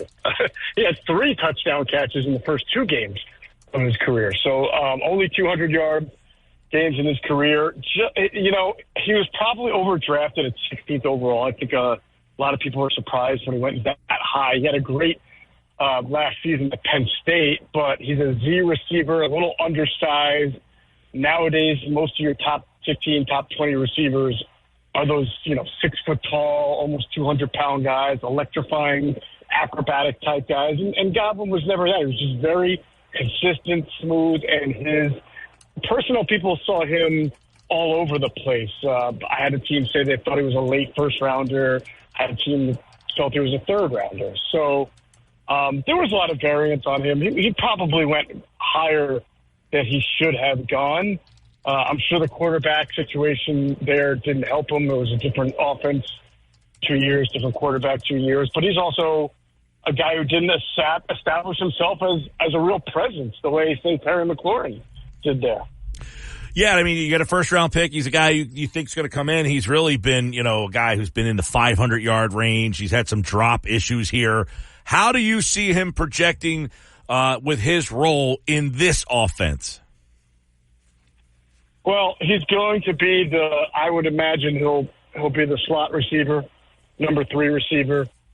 He can be an outside Well, he's certainly receiver. not taking over for Brown or Smith, that's for sure. No, yeah, of course not. No, he can play outside as a Z receiver, a movement Z guy, if they want to move Devontae Smith around a little bit. But mainly what he does, Mike, is give you a little bit more comfort as a experienced slot receiver, that you don't have to rely on 2 rookies, Ainias Smith and Johnny Wilson. One guy who had a bad start to the camp has gotten better, Ainias Smith. The other guy, Johnny Wilson, 6'6", never really played the slot. They think he can play there. But again, he's been dealing with a concussion for a week now. You're not asking those 2 guys or Britton Covey to now step into a role where they have to be the full-time slot. They have to be what Quez Watkins was, or Jason Avant was, or Nelson Aguilar was, because I don't think any of those guys are ready for that role. And I think that if they didn't bring in Jahan Dotson or someone like that, then you probably would have seen more of a piecemealing. You would have seen more Grant Calcaterra with Dallas Goedert also out there as 12 personnel that's really supposed to be 11 personnel, because Calcaterra is in the slot as a flex tight end. Mainly now you have a little bit more stability with your slot receiver. And that to me is the bonus there, is that you're not rushing anybody into development and you're comfortable with what you've got, because that guy is Jahan Dotson has played that position. Yeah, and that's a good, Jeff Boschers with us from the Inside the Birds podcast. They land Dotson. What does that mean now for the rest of that room and these other guys? Paris Campbell, John Ross, the 2 rookies, Covey. Now everybody kind of bumps back one, and how does that all look now in your mind? Yeah, I mean, I would imagine they keep 6 receivers. They're starting to Jahan Dotson 3. You drafted 2 rookies. You're going to keep them. That's Johnny Wilson and Ainias Smith, 4, 5, and then Britton Covey is your punt returner. So I would think Britton Covey would be 6, and that would kick Paris Campbell and John Ross off, and you hope to bring them back on the practice squad. You have a talk with the agent and say, hey, there's a good chance that, especially Paris, right? You're healthy. You're on our practice squad. You got 3 activations. We might even be able to sign you if we get an injury or something happens. Adam and I discussed on our emergency pod for our Patreon members that maybe Covey is a guy who you try now to waive and then bring back on the practice squad, and you use other guys like Ainias Smith as punt return, just so that you can keep Paris Campbell to have another veteran. But I doubt that. I think that in this case, Covey is the 6th receiver. Jeff, Dotson, I asked this question to our listeners earlier. I'll ask you. I mean, he's been a guy who's been like in the 40-catch, 500-yard range. If that's his production in Philadelphia, is that a win? I don't know. It sort of depends on what everybody else does. I think that they're not asking him, unlike Washington, which needed him to be your 1A or 2. The Eagles are basically asking him to be on offense the 4th or 5th option, right? You got to think your two wide receivers, Brown and Smith, are your top two options. Dallas Goedert is your third option. And there might be days where Saquon Barkley, I think you hope, theoretically with the offense, catches a few more passes than your slot receiver. So you're not asking him to do much. Yeah.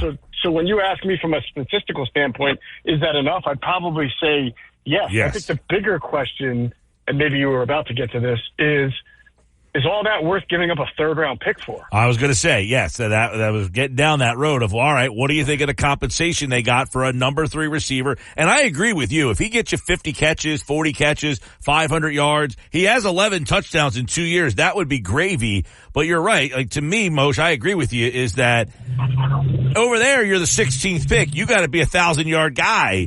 Here, all right, you failed there. Come here, less pressure, third guy, give me 500 yards. His problem has been some drops, which he did not have that problem at Penn State. Not at all. He was a great pass catcher at Penn State, very smooth and very fluid. Very good route runner, too. Yeah. So if I were to ask you, and I think we already had this conversation, but to reprise it, before today, what was your expectation of the Eagles offense as far as a ranking in 2024? What did you expect them to rank?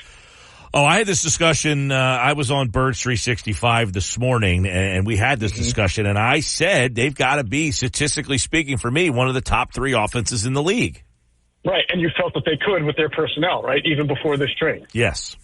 Okay, so my point would be, if this was already an offense that, even with those questions at slot receiver there, that we felt had enough talent to be a top 3 or 4 receiver, why would you use a third-round pick instead of just kind of on waiver cutdown day getting it? I mean, if a Jamison Crowder type player gets cut and you can plug him in, a Cole Beasley type player gets cut and you can plug him in, 1-year deal, veteran minimum. Well, okay, let me use a third round pick. Let me ask you this. Let me interject with this. He's got this year and 2 more left on the deal. Does that factor in as to why you give a third round pick for a guy that was a first round pick?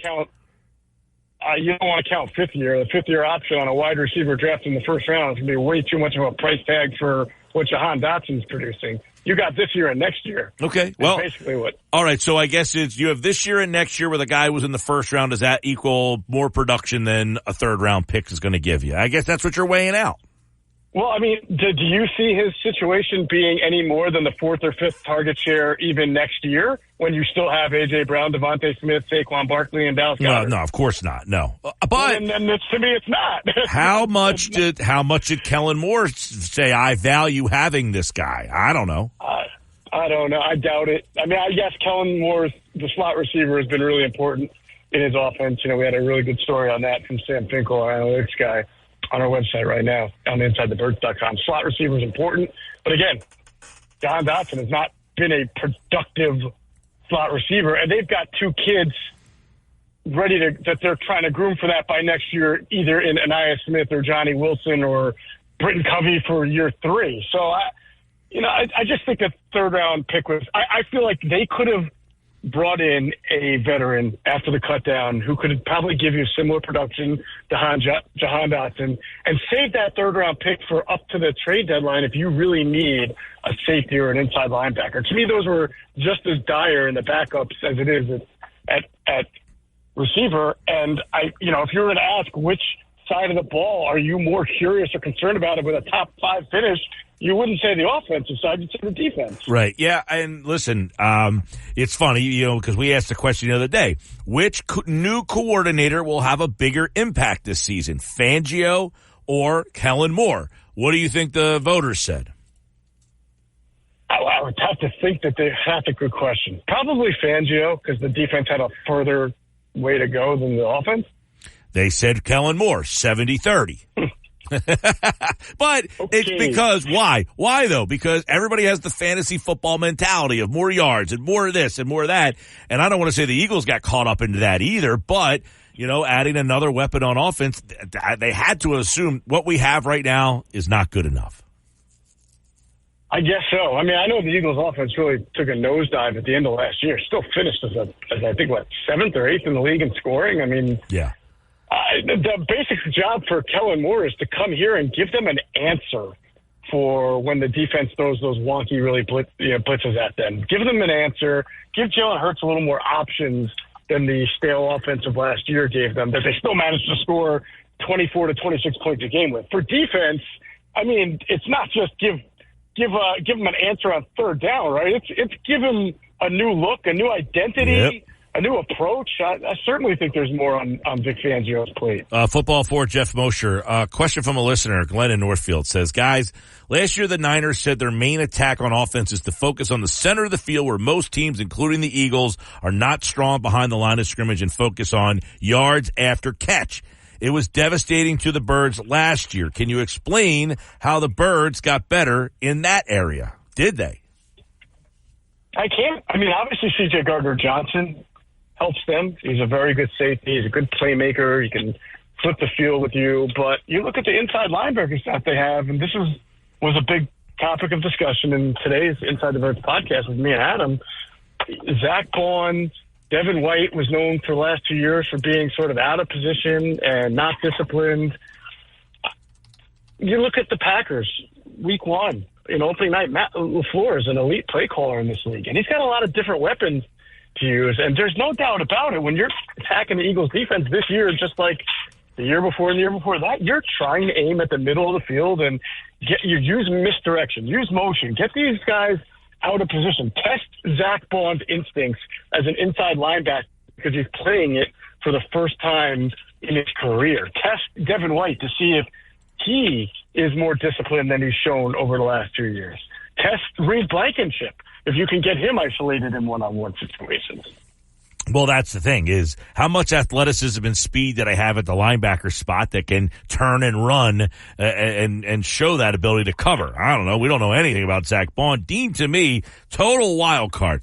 I don't know what to expect. He's been hurt so much. I don't know what to think he is at the pro level. This is obviously he's a total wild card for me, Nakobe Dean.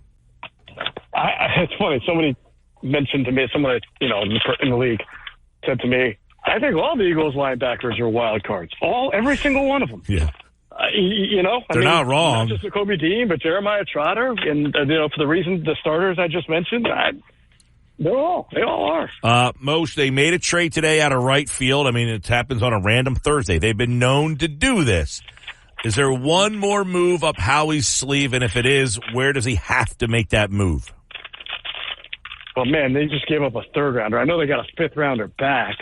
They gave up some draft stock to move up, right, to get Cooper DeJean, which is also a trade with Washington, if I'm correct. Yep. So I don't know that they want to mess around and give up too many more draft picks.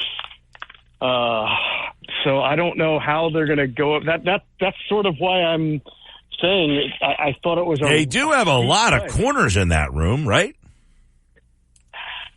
But do they have tradable corners? I don't know. Somebody else interested in your young corners? I know the Eagles probably aren't thrilled about having to cut some of those guys. No, but what kind of return are you going to get for a young, unproven corner? Like today, I saw a guy got traded, a rookie got traded, Michael Barrett. Yeah, Seattle and Carolina.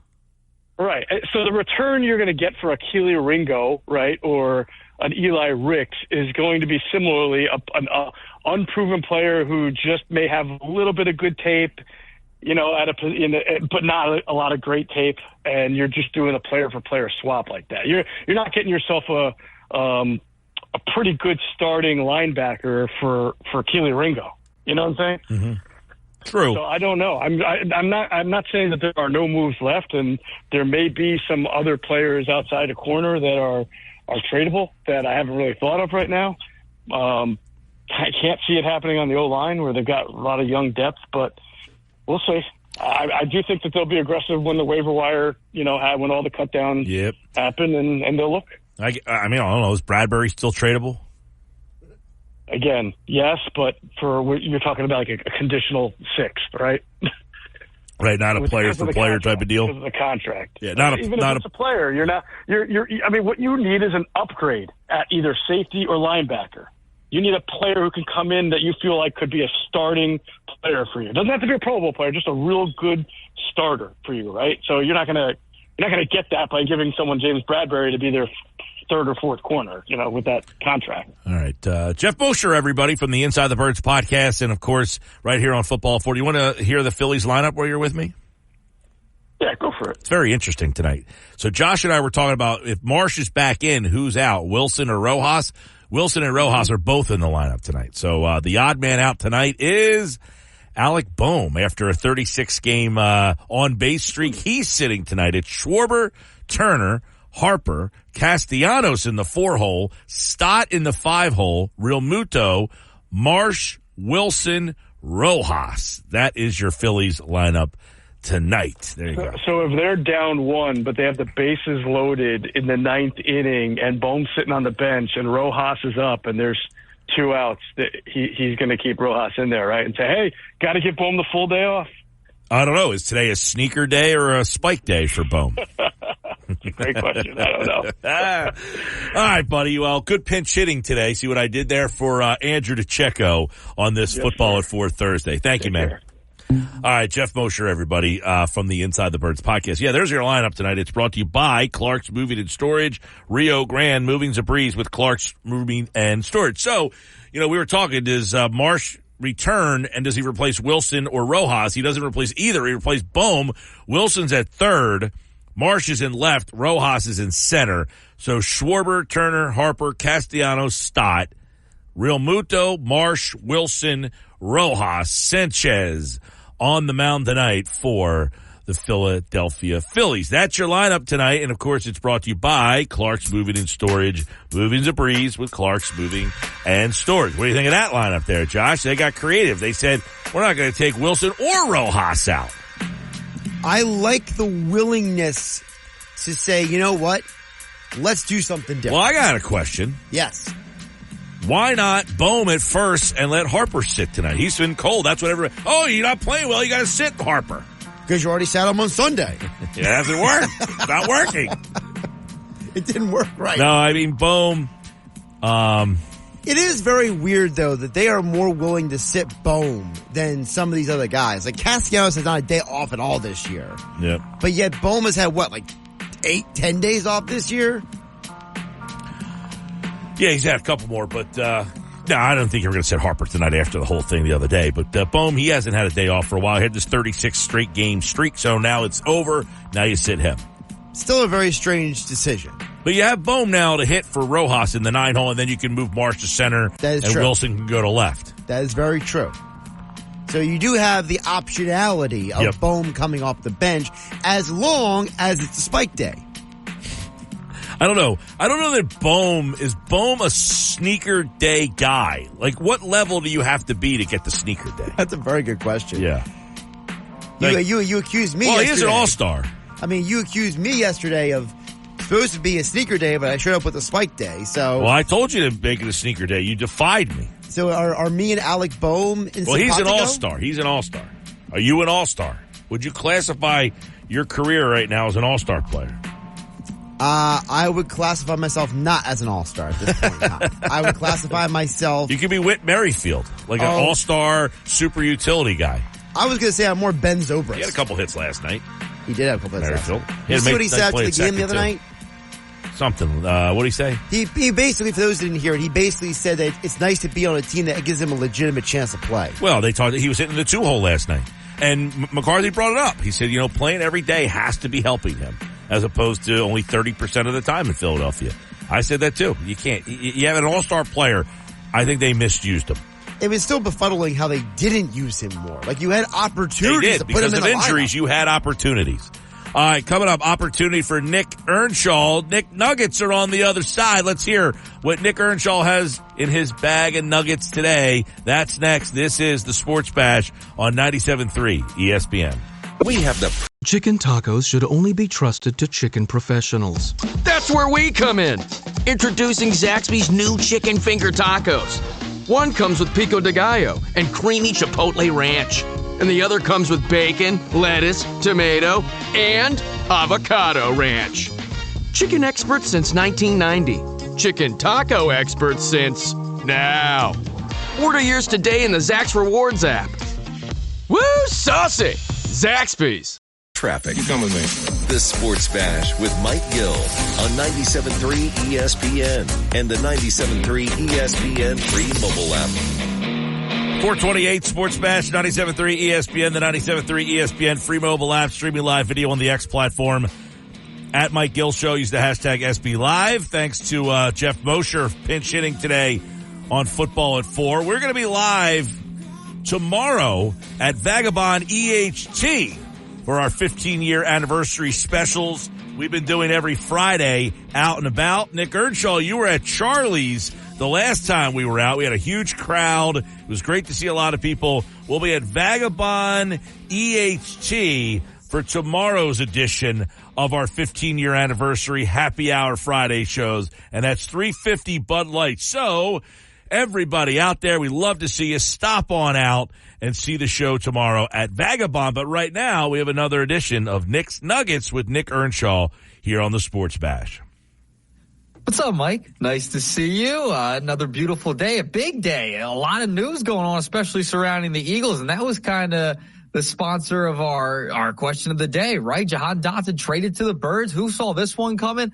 I mean, it felt like Howie Roseman, Mike, was going to make a trade. That's what it felt like. Like, for a while, it's like, this is a glaring hole. I can't see Howie Roseman sitting still. Did I think it would be interdivision? No, I did not. Now, Jahan Dotson's been losing kind of steam with the Commanders a little bit, losing reps. But overall, I think a fresh scene for him. He's a former first-round pick. Will make the most sense. But, Mike, you add him to already a loaded offense right now. This has the makings of being the best offense in football. Kellen Moore's coached one of some of the top offenses in football over the past few years. This is a big deal that they're able to go and bring him in. Well, I'll tell you what, you got an opportunity now to really solidify everything with bringing in a real slot receiver, okay? You had a guy before in Paris Campbell and John Ross and a lot of guys who had just not really been slot guys. Dotson's best spot on the field is a slot guy. This is what he does best. I think he was kind of miscasted as a number one a first round pick, 16 overall. You go to Washington, you're the 16th pick. You get a lot of expectations. He did not meet those expectations, but he wasn't awful. I think those numbers for him project a lot better as the slot guy here. I'm very intrigued as to why they just gave up on him. I know they brought in Zacchaeus. They've got Gibson out there who plays running back but does some wide receiver stuff. They've also brought back Jamison Crowder. They had a really busy, crowded room in Washington, so he was the odd man out. But to give up on him, it's a different regime. Rivera's gone, new GM down there. I was surprised they just gave up on him to that account, but I think he fits in really well with what the Eagles need here. Yeah, I think this is the perfect marriage for a third wide receiver. Dotson gets a fresh slate with the Philadelphia Eagles. He slides right into that slot spot that they were looking for. No one kind of really grabbed it and gravitated towards it to that position during training camp. So this is a big move for the Eagles. And, you know, you wake up, you look down at your phone, it's like Howie Roseman makes another move. I mean, this guy just always wheeling and dealing. And, you know, I remember when I was filling in with Josh when you were away, Mike, we had talked to Mosher a few times, like, yeah, like he's got to be, like I asked him, like, he's got to be out there scouring the market, right? I can't see the Eagles just sitting still right before the season starts. It feels like almost every year that Howie Roseman makes a trade and a deal right before the season happens, right? It feels like it's clockwork at some point during the preseason, some point during training camp, or right before the regular season's about to start. Howie Roseman will still make a move because they'll find a need that they need to improve at. They did that here with Dotson. It's a great trade. You know, he's a former first-round pick. And you know what's great? They now have a little bit more depth on the outside receiver position. So if Devontae went down, if A.J. Brown went down, you could just move him over to the outside because he can play some outside receiver. Yeah, you're going to use him as a slot guy for the most part, but if anything happened, he's a guy you can move to the outside if need be. That's the big thing. You don't want them to have to do that. I still think that would be an obviously a weakness there is if one of those, right. And look, if one of those guys get hurt, you're up the creek without a paddle to begin with there. But Mike, if you didn't have him, I mean, then you'd be really up a creek. Yeah, now, well, you could keep him in the slot and put Paris Campbell on the outside. So it just kind of moves everybody back to like another spot down the depth chart and it adds to it. Look, this offense should be one of those offenses that you're saying, how do you stop this team? That was what we said last year, and it didn't happen. So if it doesn't happen again this year, you got to start asking big questions because I think you're not going to say, well, A.J. Brown's not very good. Devontae Smith's not very good. The offensive line's pretty darn good. So if they struggle again, who are you pointing the finger at this time? Yeah, I mean, that's the key, right? And we talked about earlier in the week, who's going to be the more impactful coordinator? And I said Kellen Moore. Kellen Moore has a big job in front of him. I mean, you didn't see it last year with Brian Johnson and Nick Sirianni. They couldn't get anything done. They weren't creative. You have too much talent on offense not to be at least a top 3 offense in football. You add Saquon Barkley. You have top receivers on the outside. You lock Devontae Smith and A.J. Brown up for the next few seasons. You have Jalen Hurts, who's been to a Super Bowl. The offensive line is still probably going to be really good if it can stay healthy. They have plenty of weapons. Dallas Goedert, a great tight end. So they got to figure out how they're going to spread the ball around because there's so many weapons. They couldn't do it correctly last year, and the offense was completely stale. With that much talent, there is no reason, no excuse to not be one of the top offenses in football. Injuries do happen. I get that. But if this team stays relatively healthy, Kellen Moore should be able to have a field day with the amount of talent that they've added to this offense. Defense, I think there's still a lot of question marks. Offensively, though, they should be outscoring teams, putting up 30-plus points a game. I mean, that's just how it should be. Well, and you know what happens then. Kellen Moore gets hired to be a head coach somewhere. Yeah, but then he leaves. I mean, that's how it goes. But, if you could get a good year out of him, you make a little bit of a run into the postseason, Mike, it's all kind of forgotten. It's like, okay, Kellen, you deserve to have a head coaching spot based on what you did with this team this past year. But there's no excuse, Mike. I mean, this is put up or shut up right now if you're the Eagles offense. There's too much talent on this team. You add Dotson now into the mix at receiver. I mean, who are opposing teams going to cover? I mean, you can't cover A.J. Brown. That's nearly impossible. Devontae Smith, you're going to put your second corner on him, and then you have Dotson in the slot, and then Goddard. So this is going to be a matchup nightmare for defenses if they stay healthy, if Kellen Moore is able to put them in the correct positions to succeed, and they're not stale. They have motion. They're more creative than they were last year. Adding Dotson, you could just get even more creative, Mike. It's a field day out there. Big time, yeah. And look, I don't want people to act like we're saying this is going to put you over the top. Moshe brought up an interesting point. Do you give up a third-round pick? You already thought you had a really good offense. So do you give up a third-round pick to add a position that is not going to have that big of a role? I would say yes, because you need the depth there, like we talked about, just in case anything does happen. You still have Dotson there. You could keep him in the slot, or if you need to move him outside, you can do that too, but you can get creative. You want to put this team over the top and make it almost impossible for opposing defenses to cover. Leaving a guy like a Dotson open will be huge. A Goddard, if A.J. Brown and Devontae Smith aren't having good days. You could always dump it off to Saquon Barkley. So I think adding a third receiver, while it's not going to be as effective as an outside receiver like a Smith or a Brown, this just adds another element to the offense that Kellen Moore can get creative. Well, listen, I like the move. I certainly think it's a fit. We'll see how it all works out. Yeah, we will see. All right, nugget number 2. Got to move along to the Phillies. Hey, they won a game last night, Mike. How about that? I mean, not a ton of offense, but they're able to get the job done. Brandon Marsh late in the game with a sacrifice fly, the go-ahead sacrifice fly to win it last night. But I want to go back to the 4th inning, Mike, and I have a problem with Mr. Orlando Arcia. The guy's batted .226 this year. We know he's got a history with the Philadelphia Phillies. The quote about Harper last year in the locker room that apparently got out, wasn't supposed to get out, and then Harper hits the home run, stares him down twice in the same game during the NLDS last year. He hits a home run last night and stares down Bryce Harper at first base. Now, this is a guy who has 12 home runs, only 36 RBIs, batting .226 on the season. And Bryce Harper was asked about it after the game. He said, no, I didn't see it. I don't care. I couldn't care less. I already did it. I love that response from Bryce. He needs to have a little juice after, the problems he's had in these post-game press conferences where he's been looking disheveled. He's been looking low confidence. Arcia staring down Bryce Harper. What are you doing, man? It's a game in the middle of August, the dog days of summer. Well, it shows you that Arcia is a loser. He's a losing player, and that's what a losing player does. So I don't have any problem with him doing it because it shows you what they are. He's a losing player. He's a loser. So he totally is. The best part was when he gets to first base last night and McCarthy acknowledges, well, this ought to be an interesting encounter at first base. And what does Atlanta do? They pinch ran for him. Exactly. Did you notice that? Yes, I did see that. Yeah. It's unreal. It's unreal that Arcia has the gall to even stare down Bryce Harper, an MVP level player, a guy who you were the one who started it. By the way, Arcia started it. He said the thing in the locker room. He said it. He said the thing. And, he's the one coming back this year, staring him down because he had a home run. I mean, really? Come on, dude. That horrible, horrible job. It's not the same, man. It already happened. You got to be not a loser. But, he is a loser. He's a losing player is what he is. Milwaukee had him. He was a loser there, and he's a loser still. Yeah, and it continued to show last night. I just thought it was hysterical that he had the gall to do it in the fourth inning, by the way. In the fourth inning, a lot of game left, and they end up losing that game, too, which is even funnier. It's like the icing on the cake.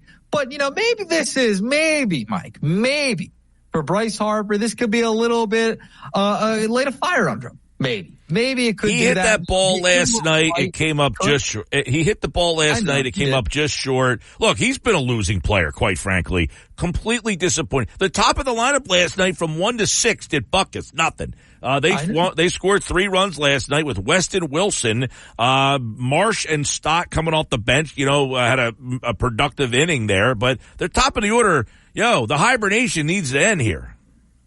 Yeah, I'm totally with you. Maybe this lights a fire under him. I don't know, but the top of the lineup has to do something. You're not going to win a ton of games 3-2. Interesting that Bohm's out of it. They're giving him another day off. They're putting Weston Wilson over at third base. Curious not. I know Weston Wilson's been really good. When was the last time Bohm had a day off? I'm trying to think. It's been a while since Bohm had a day off. That's what I'm saying. He had the 36-game streak. As soon as that ended, they gave him the day off today. That was pretty predictable. Yeah. So, all right. But I'm curious that they didn't use Sosa. You want to just continue with Wilson, I guess? I don't know. Just a thought. You could use Sosa at third base. He can play third base.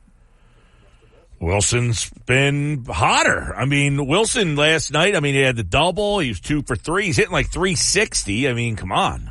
I think you got to learn more about Wilson. You know what Sosa is. I think you got to try to figure out if Wilson is legitimate or not. I don't know if you're going to learn a ton. I don't know. You can only learn if you play him. You know what Sosa is. I don't need to learn what Sosa is. I already know what he is. He's a spark plug. I need to find out if Wilson is a legitimate guy that I can play in the playoffs. How do I do that? I play him again. He went 2 for 3 last night. Let me ride with him again. I have no problem with that. All right.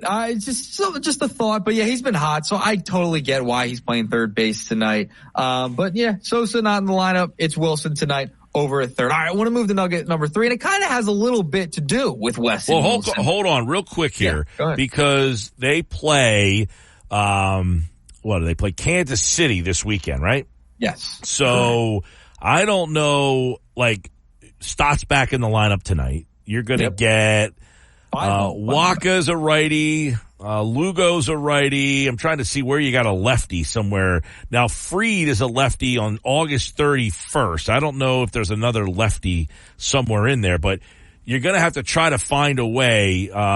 Brady Singer, he's a righty. I don't see a lefty on the probables for quite some time here. I think the next lefty that they face is on August 31st. So that's about 10 days from now. Fried? Max Fried. Yep. That's the next time they face a lefty. So you're going to get a lot of Stott and Marsh. So you're going to have to try to find ways to get Wilson and Sosa some playing time, with all these right-handed pitchers. Yeah, I mean, you won't want Wilson to cool off, and maybe he cools off if he has that extended time off. Maybe he will get some opportunities against righties. You never know if Thompson wants to give another guy. Well, they got to figure it out. They got to figure out if he can play or not. Seriously, this is all you got. If he's your best option off the bench, or even if you want to start him in playoff games, he's only had about 45 at bats or something. He's gonna have to. You're gonna have to crank him up.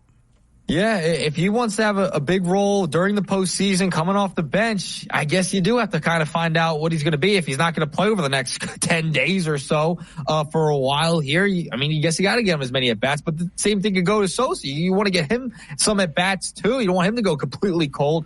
But I understand the Wilson point because, I mean, you don't really know what he is. Is he only going to be hot for this little stretch here in August and then September might cool off? Are we going to be able to use him? There's a lot of questions to be answered there. But I want to move on to nugget number 3 because we got to talk about the trade. And Austin Hayes, he's been hurt. We don't love the trade. You and I have talked about it when they went out and did it. But honestly, who's won the trade right now, Mike? They've used Sir Anthony Dominguez in Baltimore as a guy who's closing games. He kind of took over the role of Craig Kimbrell for the Baltimore Orioles. He's blown 2 saves in a row that he's had the opportunity to close out.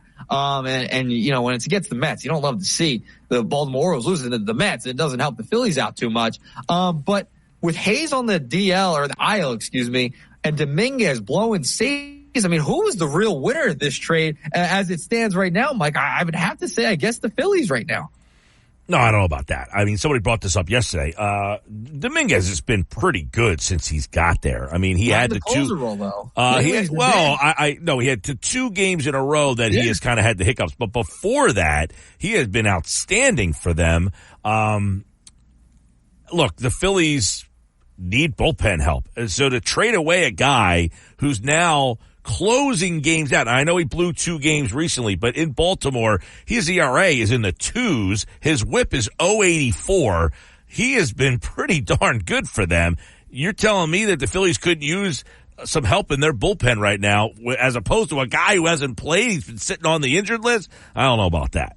No, I'd have to go with I'd have to say Austin Hayes slightly because he just blew 2 big games for the Orioles. I mean, they're moving him to the closer's role. We've seen Sir Anthony Dominguez do this before, have a couple of good outings in a row and look really good for a couple weeks, and then boom, he goes right back into struggling again. That's kind of what's happening right now. So we've seen this story before. That's why I'm saying I don't think the Phillies lost this trade at the moment because Dominguez cost them games. He has cost them games recently against the Mets and lost them 2 in a row against the Mets. So, I mean, that's a problem if you're costing your team games.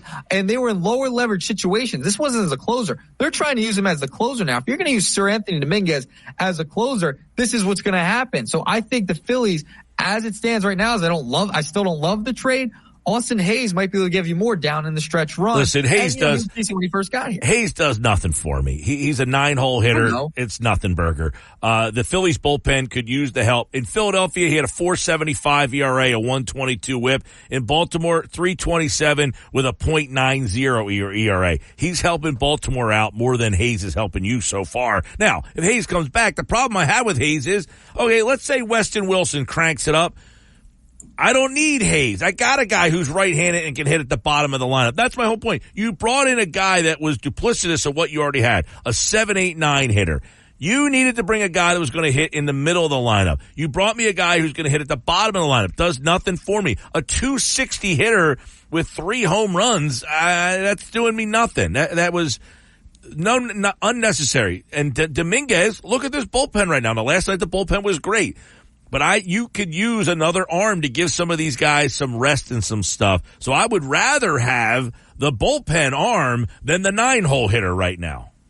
I hear you. I hear where you're coming from with the bullpen arm. They need a bullpen arm. I mean, but Dominguez wasn't doing it here. We have to remember that. He had a 4.75 ERA with the Phillies this year. So it's not like he was having success. The change of scenery, going to Baltimore, being new, maybe it helped him out for a little bit. He had that little bit of a bump when he got traded.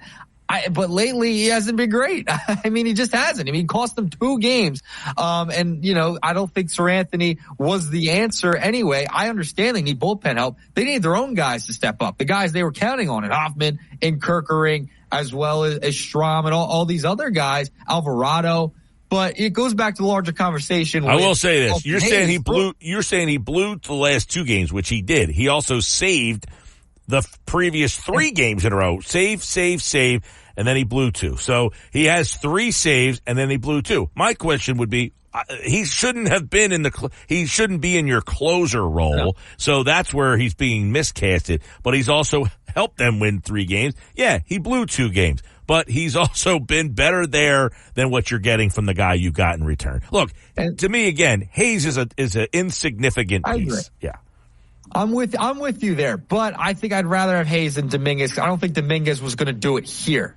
I just don't see it. And now he's struggling a little bit in that closer's role with the Orioles. They might be asking a little too much. Dominguez in the 2 playoff runs for you was outstanding. I mean, in 2022, for God's sakes, he almost won you the World Series. He was that good. I mean, him and Alvarado, that 2022 season, they were the only 2 guys you had.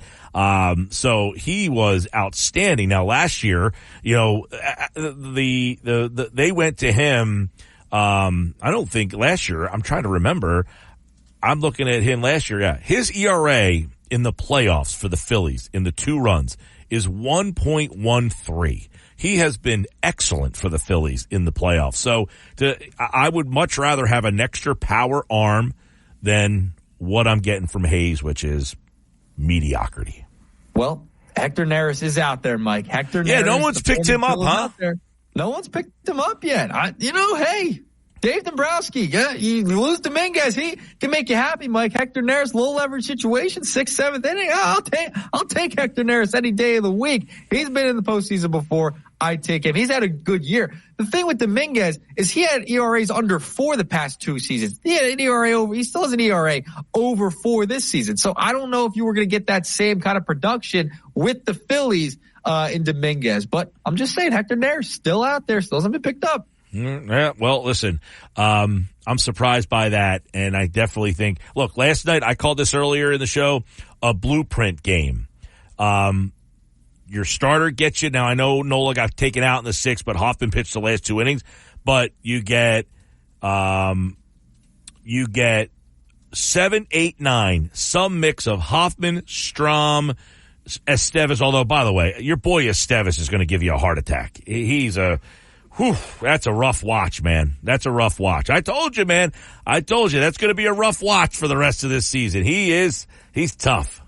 Hey, it's all right. He can give up a couple of base hits. As long as he gets out of it, it's okay. We can breathe at the end. Mike. But that's all I got for you today. 3-pack of Nuggets. All right, 3-pack of Nuggets there with Nick's Nuggets here on the Sports Bash Live on 97.3 ESPN. All right, Nick, we'll talk to you again tomorrow, man. Talk to you tomorrow. There you go. The Nuggets are back tomorrow at 4:30 here on the Sports Bash Live on 97.3 ESPN. Hey, don't forget, tomorrow we are live. It'll be a happy hour Friday tomorrow. We're live at Vagabond Kitchen and Tap House in Egg Harbor Township. Yes, we'll be in the EHT location. Stop out and see us live at the EHT location tomorrow. We got 350 Bud Lights. We've got tickets to see David Spade, and we are also registering 10 listeners for this year's 99 Bottles Party. So if you want to be in this year's 99 Bottles Party, stop out. Vagabond, EHT, 2 to 6 tomorrow,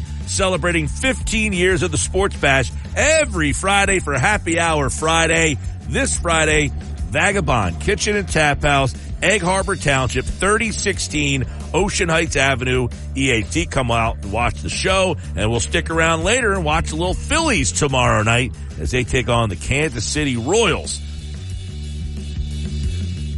This is the Sports Bash with Mike Gill on 97.3 ESPN and the 97.3 ESPN free mobile app. Now live from inside the Ocean Casino Resort Studio, here's Mike Gill.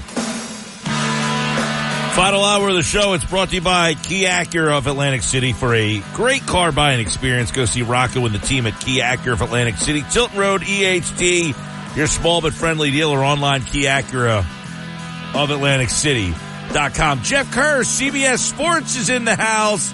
I'm sure he's interested about this deal. A Penn State guy. It's the second Penn State guy we had on today. Mosher back in the 4 o'clock hour, and now a Penn State alum, Jeff Kerr, can give us some more insight on this trade. Jahan Dotson comes to Philadelphia. 3rd round pick goes to Washington. And yeah, everybody seemingly, Jeff Kerr, likes this deal. What do you think about Dotson now fitting in Philadelphia? I think it's a better fit than the current situation he was in Washington, Mike. I'll say that. I like that they needed a wide receiver 3. I think they could have gotten by with Britton Covey, Paris Campbell, whoever, Johnny Wilson, whoever it was going to be. But if A.J. Brown or Devonta Smith get hurt, so does your season. That's how valuable those two were. Now you can at least survive a blow with Jahan Dotson, who has talent, can play the slot, can move outside, has speed. Frankly, he's exactly what they were looking for. Why did he not work in Washington? What happened there? This is a guy 16th pick in the draft, really good route runner, caught the ball well in Penn State. What happened in Washington? I want to say it was the quarterback. I think it was a quarterback situation. They just had a rotating, evolve. I don't even want to say evolving because that's an upset to the word evolving. That's insulting to the word evolving. They had a devolving rotation of quarterbacks in Washington. Sam Howell was one of the worst quarterbacks I saw last year. And, yeah, he could sling the ball, but those last 5 games, Jahan Dotson had 7 catches for 83 yards. I don't know if he was battling an injury. I don't know if it was because Sam Howell just turned the ball over and Washington decided, you know what, this guy's not the long-term answer. We're going to run the ball more. But Washington was a team that you kind of stopped paying attention to at the end of last season because they were as bad as they were. And it really affected Jahan Dotson's performance. And I just think the new coaching staff they didn't like him. And when you're seeing Luke McCaffrey, Omalade Zaccheaus, De'Ami Brown outplaying Jahan Dotson and being ahead of him on the depth chart, that raises some red flags. And it shouldn't, because Jay Daniels, in a perfect scenario, assuming they don't trade for Brandon Ayuk in the next couple days, should have been throwing to Jahan Dotson and Terry McLaurin this year. Jeff Kerr, CBS Sports, you wrote about it over at CBSSports.com. He is now in Philly. What happens to this? What's this Eagles wide receiver room look like now? How does it affect everybody? You know, everybody moves down a spot, but now what does it look like? Well, this is where the 53-man roster decision gets tricky, Mike. And I came out with my first one yesterday, and there's a reason why I come out with one before the last preseason game and one before the 53-man roster cutdown day because of trades like this. I mean, 2 years ago, the Eagles traded for C.J. Gardner-Johnson. That kind of changed everything, I thought. At safety, I had Jaquiski Tartt making the team. That obviously changed. Now I think what's going to happen is you got 4 locks, right? You got Brown, you got Smith, Jahan Dotson's a lock, and I think Britton Covey's a lock because he's a punt returner, and he was the best of those wide receiver 3 candidates. So I thought Britton Covey had a spot. Now it gets tricky. Do they keep 5? Do they keep 6? I had them initially keeping 5. I had Brown, Smith, Covey, Wilson, Campbell. Do they keep Paris Campbell? Do they cut him because they can afford to put him on the practice squad as a vested veteran? I don't think John Ross makes his team at all. And right now he's hurt. It doesn't matter because he's hurt. I thought John Ross might have had a shot before this injury. I don't think so anymore. Are they going to part ways with Ainias Smith? Yeah, he's had a good string of practices, but can that erase how bad he was the first 3 weeks? So you got to keep that in mind. I think Wilson makes his team. So there's, again, if they keep 6, I'm curious if it's going to be Campbell and Wilson or Wilson and Smith. If they keep 5, I'm curious if it's going to be Wilson or Campbell. You see how confusing this can be, Mike? It all depends if they go 5 or 6. Yeah, no question about it. And then the question, obviously you have a situation, Jeff Kerr, where if Brown or Smith were to get hurt, does Dotson stay in the slot and now Campbell goes to a little bit more familiar position, or do they move Dotson to the outside? I would imagine Dotson just stays inside because a lot of these guys have played outside. The problem was not a lot of these guys have been slot guys. Now you got Dotson, who's a better slot guy than he is an outside guy.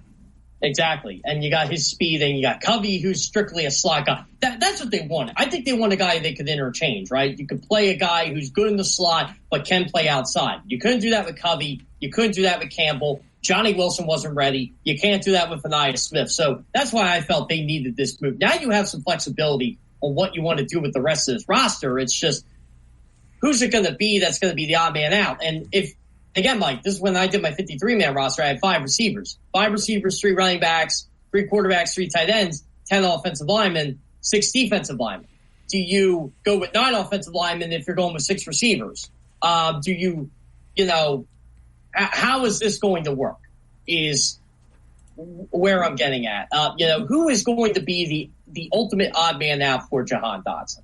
There's no question Dotson adds a little bit of intrigue to this offense. I would imagine this is a complete offense, Jeff Kerr. Is this a complete roster? Is there another move that Howie Roseman is still going to make, or is this the group of guys who will make up the ultimate 53, and as Jeff Mosher likes to say, the 69 with the practice squad guys? Yeah, that's how I feel, too. It's really a 69-man roster, so I'm with Jeff on that one. I don't think it's going to be another trade. I did think Howie was going to look outside the organization for a wide receiver 3. I even wrote that yesterday. I thought that was going to happen. I wasn't going to speculate on anything because I didn't have a clue, but I knew they were looking. So for them to get Dotson, I think that completes the offense, right? I think that was your weak link in the offense. You just did not have a wide receiver 3, and they corrected that. I'd love for them to add more at linebacker, but it's not going to happen. They just don't value the position.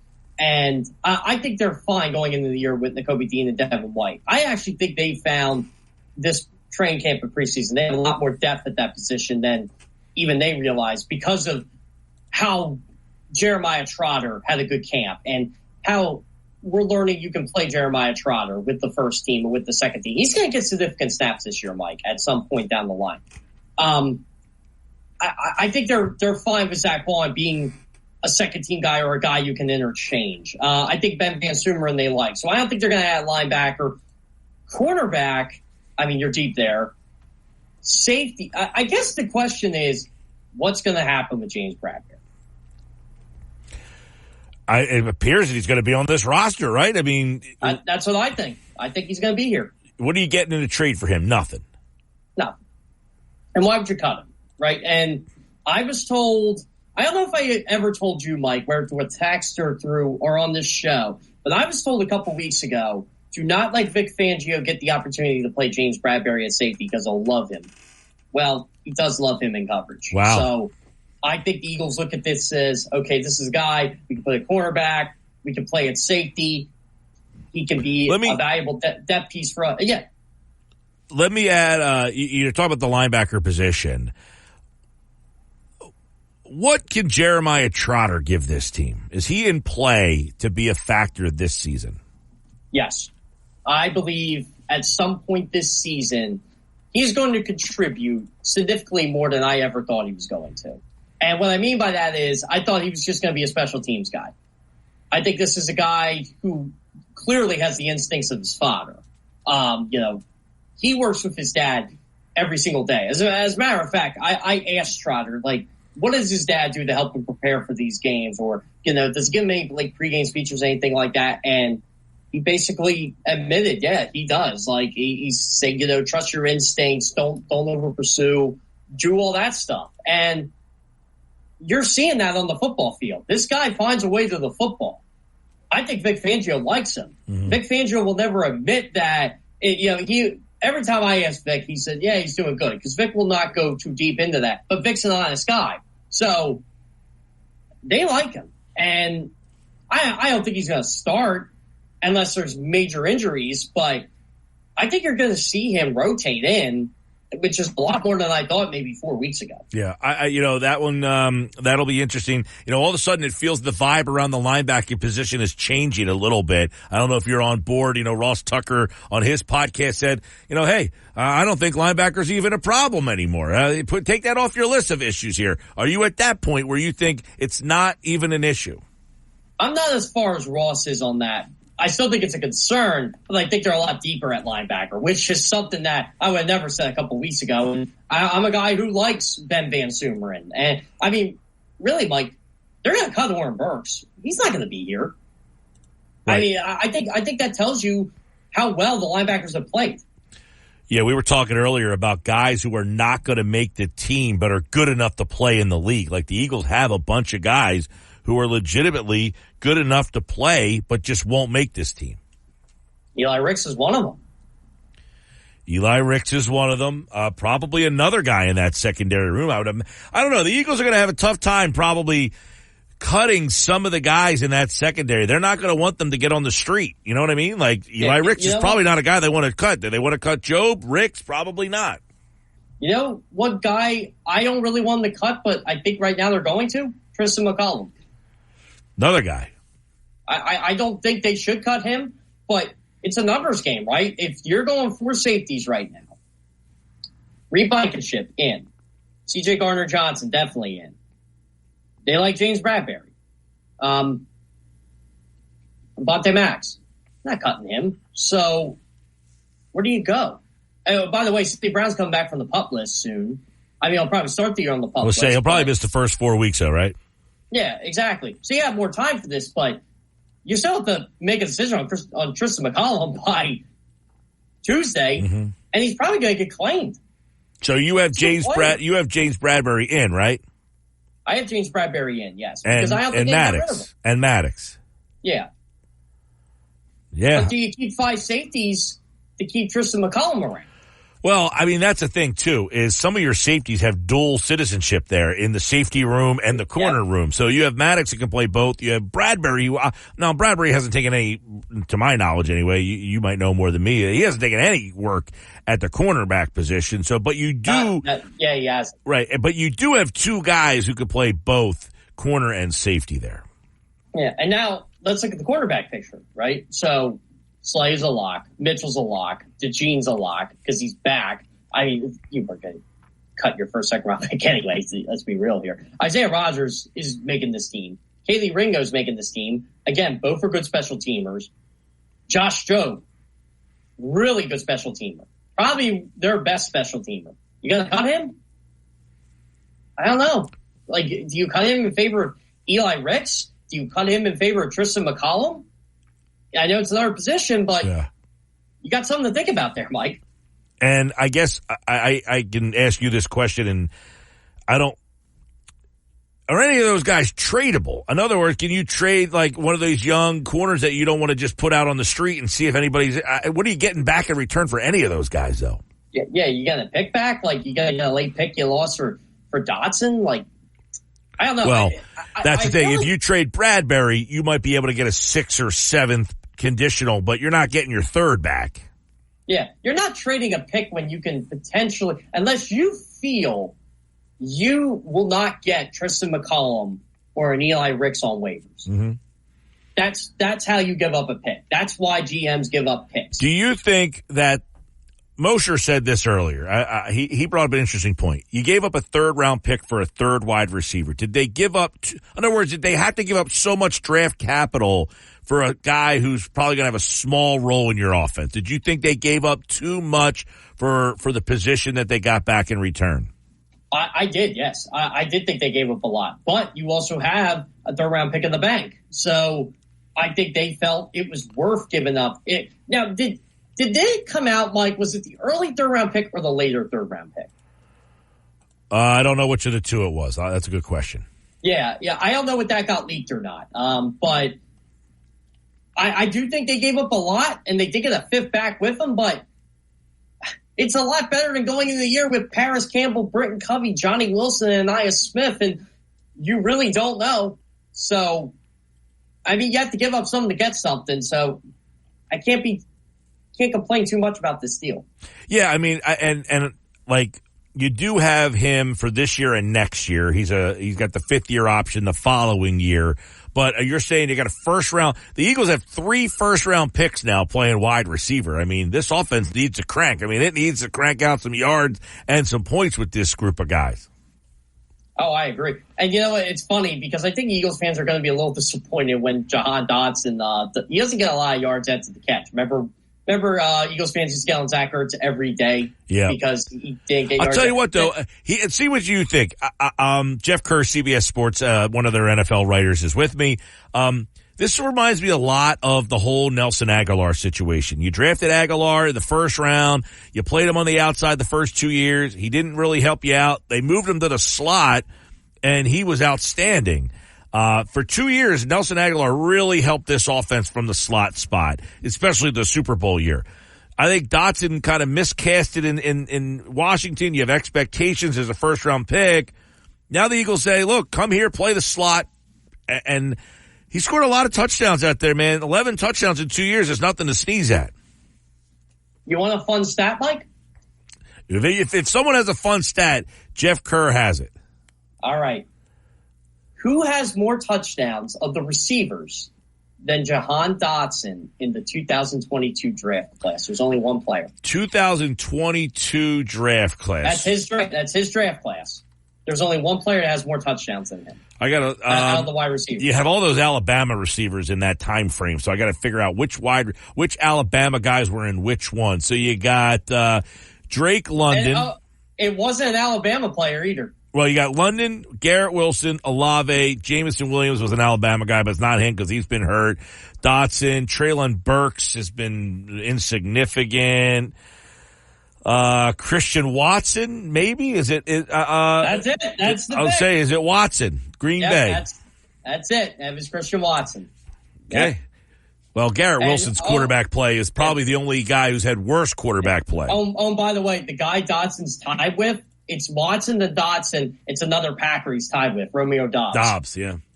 So how about that? Like, we talk about that 22 draft class, and there are some good players in that draft class, but John Dotson has 11 touchdowns. That's nothing to sneeze at. No, that's what I said. I said he has a knack for finding the end zone. His problem is, and he didn't have this problem at Penn State, he's got the drops. Yeah. All of a sudden he drops balls in the NFL. He couldn't drop a thing at Penn State. I mean, the guy's making one-handed catches behind the back and doing this and doing that. I really do think he needs a confidence boost. He needed to change the scenery. Jeff Kerr, CBS Sports, NFL. And of course, you wrote an interesting piece about Jalen Carter. You talked to Jordan Davis and talking about the differences between Carter and Davis. And what I've been saying is, who's the guy that Vic Fangio builds this defense around? Is it Jalen Carter? Is he the star, the stud of this defense? Oh, yes. I've given this, you want to call it a take? I don't know, Mike. I don't give it a lot of takes, but I really do think Jalen Carter's going to, at the end of the year, is going to be a top 3 defensive tackle in this league. They need him to. They need him to. Yeah, and he's been like that all throughout camp. You know what, Mike? There's 3 to 5 plays every training camp practice I've been to where that guy's been in the backfield, and he's done something. And are you anticipating a big year from Bryce Huff? No, no. Okay. I mean, I'm not sold. Okay. I just think he'll be fine. Don't get me wrong. But I don't think you're getting a Son Reddick type of guy. Well, and when they signed him, I said, to trade Reddick and replace it with Huff's got a big shoe to fill right there, man. He was pretty darn I'll tell you good. what, Mike, if he gets 10 sacks, I'll consider that a really good year for him because I'm not expecting that right now. Are you in the camp that Nolan Smith will make a big impact? I think he'll make a much bigger impact than he did last year, if that makes any sense. I don't know. Well, he made no impact last year. And that's the Eagles. Now that's a take, Jeff Kerr. He's going to be better than last year. We had no impact. What a bold take, right? Like, he did nothing last year. Look, I think he's going to help. I think he's going to get 5 to 7 sacks in that rotation, probably get about 30 pressures or so. So I think he's going to help there. I don't know if Nolan Smith's going to. I'll tell you what, Mike, I like Nolan Smith a lot, but he's a very interesting guy. I'll just say that. All right. Well, guess what? If you're interested and you get to the quarterback, c'est la vie, right? Yeah, exactly. And you know what? A lot of the Georgia guys seem to back Nolan Smith. I want to hear a non-Georgia guy back Nolan Smith. Okay. Who has a bigger year? And I say bigger. I don't know that either one of them have like a huge year, but who has more of an impact to this offense? Gainwell or Shipley? Ooh, that's a good question. Can I call it a dead heat? They're both going to contribute in their own way. Sure. I mean, they both have some role. I don't know. I guess because I envision that Barkley has such a big role that those two guys have a hard time having any role. You know what? I'll change this. I'll go Gainwell. And here's why. Because I think they're going to preserve Saquon Barkley early in the season and unleash him in the second half. Okay. And I think Kenny Gainwell's the more pure runner, and I think they're going to use Kenny Gainwell a lot more than people think. Does Cooper DeJean have an impact on this season? Yes. It won't be right away, though. I think they'll try to get him in there in the slot, probably around, I'll say the 5th week. I think he's 3. I keep telling people this. I think he's 3 weeks behind. In the training camp practice the other day, Grant Covey made him look like a fool on 3 different times. And I'm like, well, that's okay. the thing. They're playing him in the slot. It's a position he doesn't have a lot of experience in, and he doesn't project size-wise well against those, little guys. It just kind of, scat back around. Yeah, but I think what they want is Quinyon Mitchell on the outside and Cooper DeJean in the slot, and the sooner they can get that, the better. Because I think Quinyon Mitchell will be starting opposite of Darius Slay, probably sooner rather than later once DeJean. Do you have any concern that Slay starts to show his age this year? No. I actually think Darius Slay's got about a really good year left in him. I think it's going to be this year. All right. There you go. A lot of stuff. Go check out Jeff Kerr over at CBSSports.com. Click on the NFL tab, and you can find all of his coverage and his team's coverage at CBSSports.com. And, of course, right here on the Sports Bash, live for football season with Jeff Kerr here on the Sports Bash. All right, buddy. We'll talk to you soon. Yeah, Mike, I do got to get down and catch you at Ocean or Chickies and Pete's one of these times. I know it's a far drive for me. So, I don't have it confirmed yet, but next Friday, you're going to be, the Eagles are in Brazil. You're not going to Brazil, right? No, one of them not going to Brazil, and that's in 2 weeks. And next Friday is like one of those rare times I don't have anything. 2 weeks, 2 Fridays, the Eagles opener. I will be on location at a place that will be a little bit closer to you. It'll cut the drive down in half. Even better. All right. I'm in. I will text you. It's not 100% confirmed, but I'll text you where it is. Awesome. All right. Perfect. Yep. I love it. I'm in. All right, man. You sold me. I'll commit to you on air. You don't even know where it is yet. I don't care. It's halfway. It's halfway to Atlantic City. So that means all I got to do is drive to Philly and beat that traffic. I'll have to drive past it. Well, yeah, Mondays, we're at Ocean every Monday. Bob Wankel's doing the show with me on Mondays. We're actually, we just got Haley Simon will be producing on site for us on Mondays now. Both are good, by the way. Yep, Bob was awesome, and Haley's going to be on most Mondays. And on Thursdays, I will be at, we will probably be at Chickies and Pete's on Thursdays again, starting in probably about 2 weeks. Haley will be with me for some of those Thursdays, and we have a very interesting name possibly on the other Thursdays that I'll share once that's all locked up. All right? I can have my guesses, but I won't do it on air. I'll text you. All right, man. Well, I'll text you the location. All right. Sounds great, Mike. All right. Jeff Kerr, everybody, CBS Sports. And apparently he will be at one of our happy hour Fridays coming up. I'll text him the spot. I haven't told you guys the spot yet because tomorrow I'm live at Vagabond in EHT. That is the most recent happy hour Friday spot, and that is Vagabond EHT. Tomorrow, stop out and see us for a happy hour Friday show celebrating 15 years of the Sports Bash. Yes, we got a whole bunch happening there tomorrow. We've got 350 Bud Lights. We've got 99 bottles. If you get out there, first 10 listeners who stop by, say hello, say, hey, I want to be in this year's 99 bottles. First 10 listeners tomorrow, you're entered for 99 bottles, which is the Wednesday before Thanksgiving. I already have the tickets for this year's 99 bottles. Well, not all the tickets, not all 99 tickets. I have the Eagles tickets. I know which game it is for the 99 bottles. That's all tomorrow. Happy Hour Friday, celebrating 15 years of the Sports Bash at Vagabond EHT. Stop out tomorrow and see us. Monday, we'll be at Ocean Casino's Gallery Bar booking games. I'll be live with Bob Wankel, and yes, Haley Simon will be our on-site producer on Mondays now. She'll be a part of the show Mondays as well as we get ready for the football season on the Sports Bash. It's introducing Zaxby's new chicken finger tacos. One with pico and creamy chipotle ranch, and the other with bacon and avocado ranch. Chicken expert since 1990. Taco expert since now. Woo, saucy! Zaxby's. Gill. And I am the voice of the voiceless. On 97.3 ESPN and the 97.3 ESPN free mobile app. 5:32. This hour is brought to you by Key Acura of Atlantic City. For a great car buying experience, go see Rocco and the team at Key Acura, Tilton Road, EHT. You're small. but friendly dealer. I'm Mike Gill. This is the Sports Bash. Don't forget, tomorrow we're live at Vagabond Kitchen and Tap House, Egg Harbor Township. Stop out tomorrow. Got great stuff happening. We got 15 years of the Sports Bash. We've got now 15 years of the Sports Bash. We've got with the 15 years of the Sports Bash, we have David Spade tickets we're going to be giving away throughout the show tomorrow. We've got 350 Bud Lights and 99 bottles registrations. All right?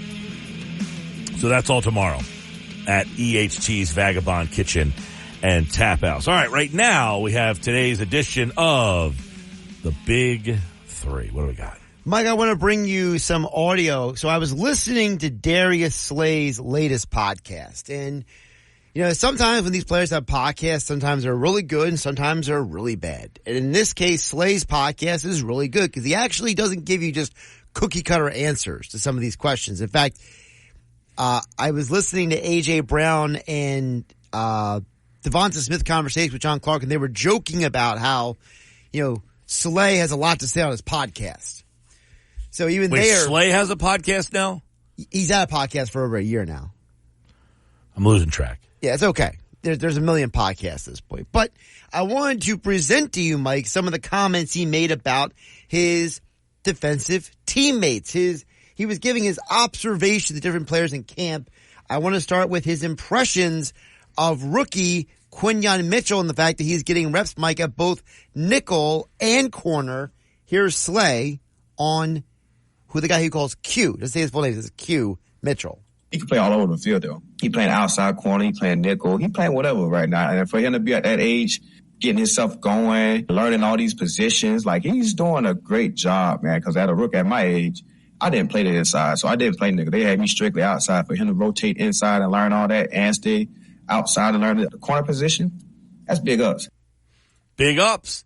Well, he attributes, you know, that he is he knows the mental side of the game too.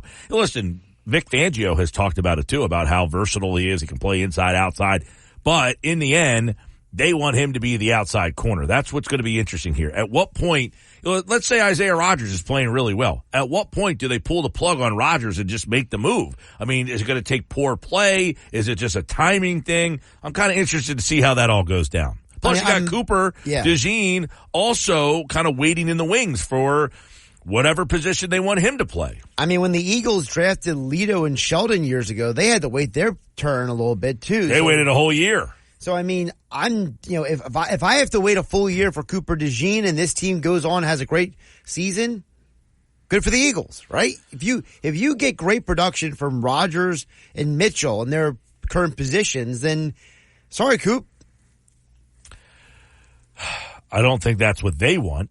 I don't think they want a sorry Coop situation, but they might have to. They might have to, but I don't think they want a sorry. I think they want Cooper DeJean to help this team out immediately. I think that was the intention. Now, as Jeff Kerr pointed out and many others, the 3-week injury held him back a little bit. How far back? We don't know. What I did find interesting is when he mentioned there in that bite, Mike, about how he said how, like, I didn't do that when I was that age. Like, Slay was admitting. Not a lot of people did, though, because quite frankly, keep in mind, the slot position was not as prevalent. Right. It was not as important as it is in today's game. But still, I just thought it was interesting. He kind of volunteers like, I didn't do that. Like, he's basically telling you from a player's perspective. It's not a big revelation that he didn't come in and do that. He came in right in and became an outside corner, which tells you he was ready to play outside right away. Is it concerning? I guess the question should be, is it concerning that Mitchell isn't ready to beat out Isaiah Rodgers? Is it concerning, or is Rodgers playing that good? I don't care if he's playing that good. If you're telling me he's better than your first-round pick, is that a problem? Is it a problem, or is it a benefit? The fact that you got more from a guy than you didn't expect. It could be, but I think it's also disappointing if you're using first-round draft capital and that guy is not able to beat out, I don't know, what was Isaiah Rodgers, a fifth-rounder? I think it was like a fourth or a fifth. Whatever it is. He wasn't a first-round pick, so I don't care. It's not about how good Rodgers is. It's that you anticipated that you draft a guy in the first round. He's better than what you have. That's why you take the guy in the first round, because you need help at that position. Rodgers was a 6th round pick. 6th rounder. So you're telling me you draft a guy in the first round and he's not ready to beat out a guy that, by the way, didn't play football at all last year and was a 6th round pick. I mean, you could look at it that and say, that's concerning. Now, you could look at it from the other positive. It depends on how you're looking at it. Is it a positive that Rodgers is playing well? Sure. But is it a negative that your first round pick can't beat out the 6th rounder who didn't play at all last year? I mean, for me, at least, I look at it as, they're in a situation that was the opposite last year. They have too many good cornerbacks. I'd rather have too many good corners than not enough. Well, I'm not talking about that. I want them to have a volume of good corners. That's not my point. My point is, yeah, I'm glad that I have a good corner in Rodgers. He was picked up because he got into trouble for gambling and another team released him. You picked him up as a depth piece. Now, this depth piece you picked up has become your starter over the guy you drafted in the first round. You found gold. You found gold, but it's disappointing then that your first round pick can't beat that guy out is what I'm saying. I don't know that you're understanding what I'm saying here. I didn't find gold. Saying. You found a nice piece, but you drafted a guy in the first round. You should hope that the first round player is so good that he's better than the guy that you added as a depth piece. Right now, as it stands, that hasn't happened. So is it he's not good enough to beat that guy out? That would be a problem for me. I think you're deeming a little bit too glass half empty there. That's what I think. That's what I said. It depends on how you're looking at it.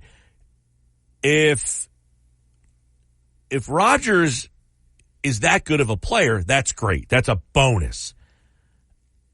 But I would think you draft a guy in the first round and that your anticipation that he comes in and his talent is just superior to his.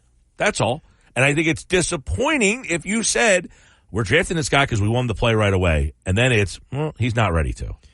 But in the nickel corner, he would play right away. Because in today's NFL, nickel corners basically play every down. Right. But now you're moving the goalpost. You're moving the goalpost. They didn't draft him to be a nickel. And Vic Fangio said that. That's true. They didn't draft him to be a nickel. They drafted him to be the outside corner opposite Slay. And right now, I don't know if it's because he's not good enough or they just feel more comfortable with Rodgers or they're easing him in. But guess what? Sauce Gardner ain't waiting for the other guy. He's playing right away. And Darius Slay is the same thing. That's my point. I didn't do that. He didn't say it in a negative way, but if you read between the lines from another perspective, he didn't have to play the slot. Why? Because he was good enough right away to start. To play devil's advocate, could you argue that Slay and Sauce Gardner came on to teams that were worse than the Eagles? Slay got drafted by the Lions, who weren't a very good team at the time. Gardner got drafted by a not so good Jets team. The team might not be. They walked on the teams where they were obviously but the Eagles' defense, pass defense, was horrendous last year. He walked onto a defense that needed a player there because they were horrible. Sure. So there was no incumbent. They moved the incumbent to safety, so it was a wide open field. Okay. Right? I mean, it's not like he had to beat somebody out that was already there. They moved the incumbent and said, may the best man win. And the best man became a guy that didn't play football last year. Which we'll see how he holds up in the first 4 weeks because they have a lot of tough matchups. Listen, I'm not being critical of it. I'm just saying from a perspective of, hey, he had to move to the slot. Why? I don't know why. Was he not good enough? Was Rodgers that much better than him? Because in a perfect world, I think the Eagles said, listen, we got this guy Rodgers. He's kind of the depth piece. And we drafted a guy in the first round. He's the starter. And that hasn't happened yet. One guy that nobody will argue about what his potential talent is Jalen Carter. And listening to Slay talk about Jalen Carter definitely reminded me of some other people have been saying about this guy, Mike, because if Jalen Carter is anything close to what Slay thinks he can be, you could argue Jalen Carter might be the most important reason why they're better this year. Take a listen. Jalen Carter is looking amazing. You know what I'm saying? He's looking better than ever. I'm not going to be surprised in a matter of years, man, that this guy will not win the Defensive Player of the Year. Got high hopes for him, man. He's a real game changer. Probably the most freakish athlete I've ever seen in my life as a D tackle. And I done seen some great D tackles. You know what I'm saying? I done been around some great D linemen. Fletcher Cox, Chris Jones, Jeffrey Simmons, great DNs that came out of Mississippi State. So I done seen some very, very freakish athletes at the DN and D tackle position. And I still got Jalen Carter, one of the best ones I've seen. Okay, that's a bold statement. I mean, is he saying it because he's his teammate right now? You got to put that into the mix there. I hope he's right. I like Jalen Carter. I know that Jeff Kerr just said earlier that he really thinks that he's poised for a big year here. So, look, you put it all together.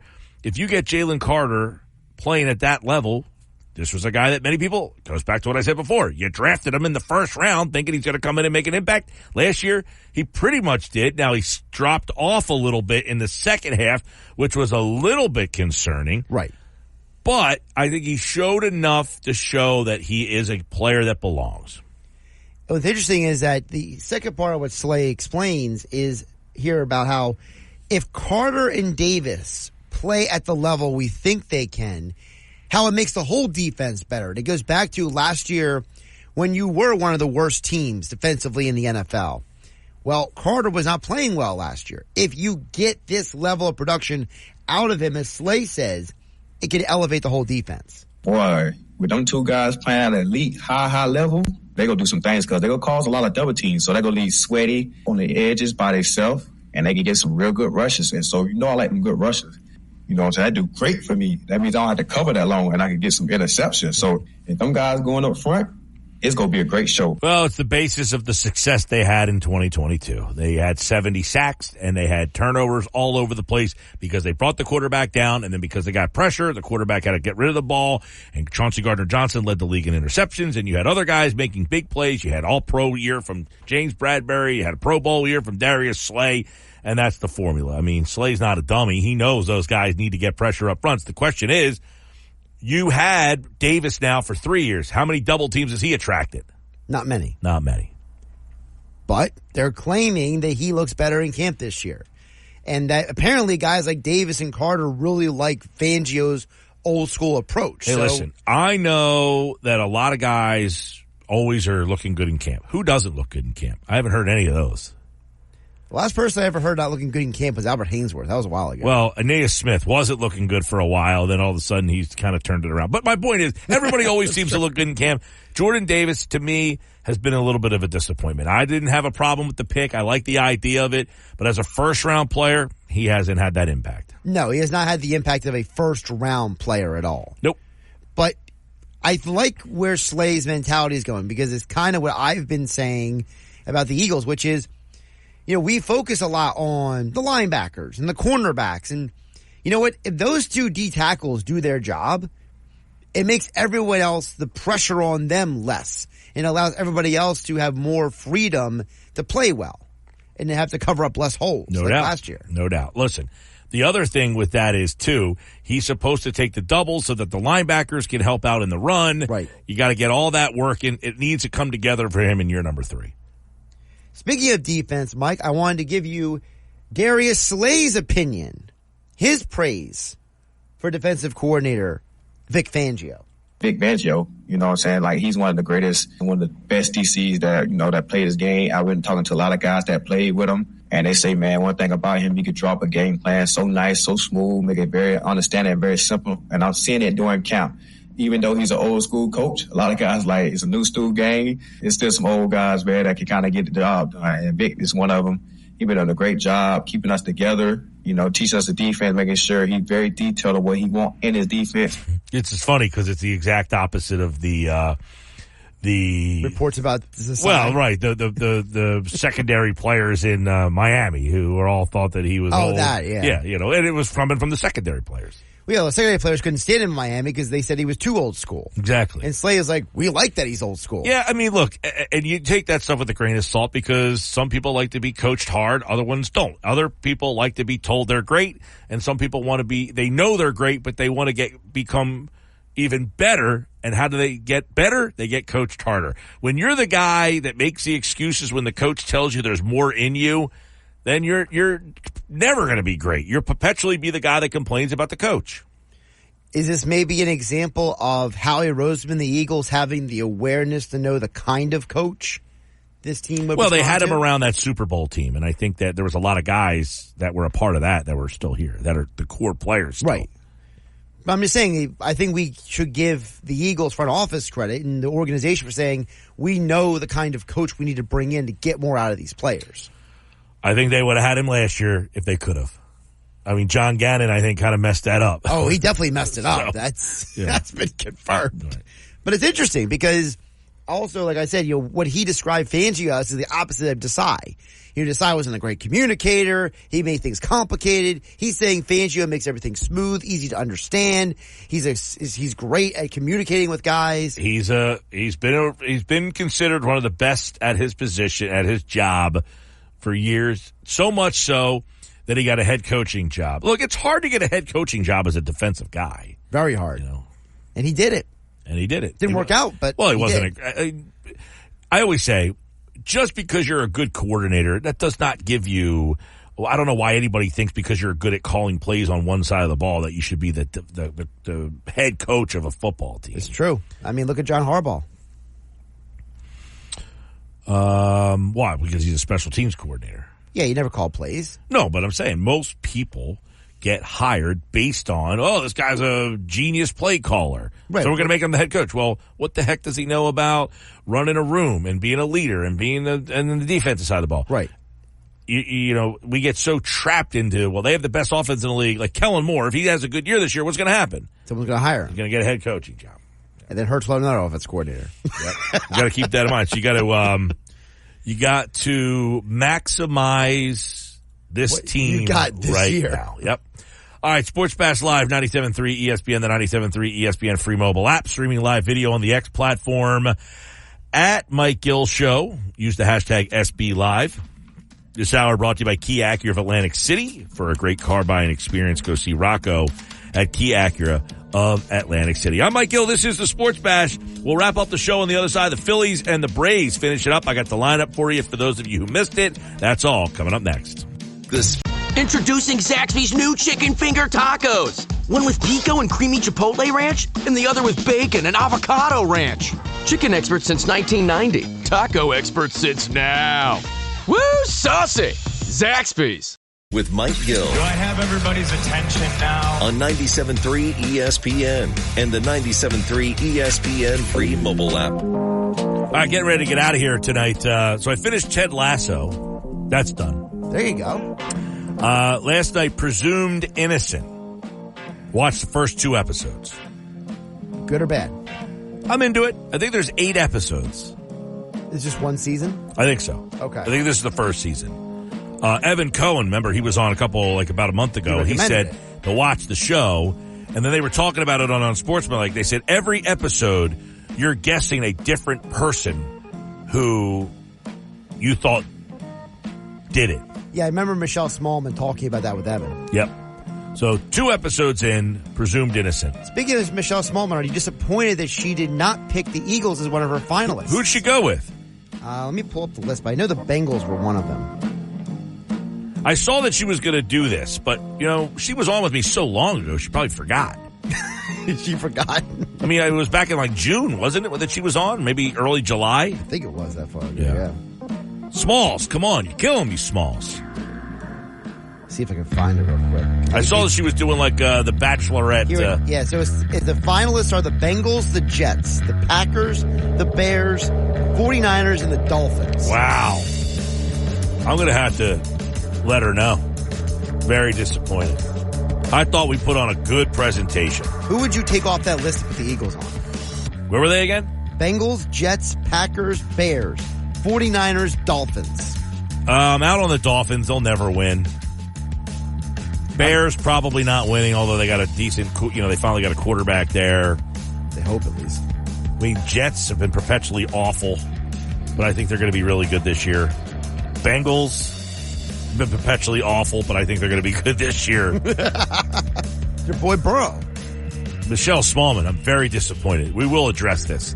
More Sports Bash tomorrow, live at Vagabond. Talk to you then. Chicken tacos should only be trusted to chicken professionals. That's where we come in. Introducing Zaxby's new chicken finger tacos. One comes with pico de gallo and creamy chipotle ranch. and the other comes with bacon, lettuce, tomato, and avocado ranch. Chicken experts since 1990. Chicken taco experts since now. Order yours today in the Zaxby's Rewards app. Woo, saucy! Zaxby's.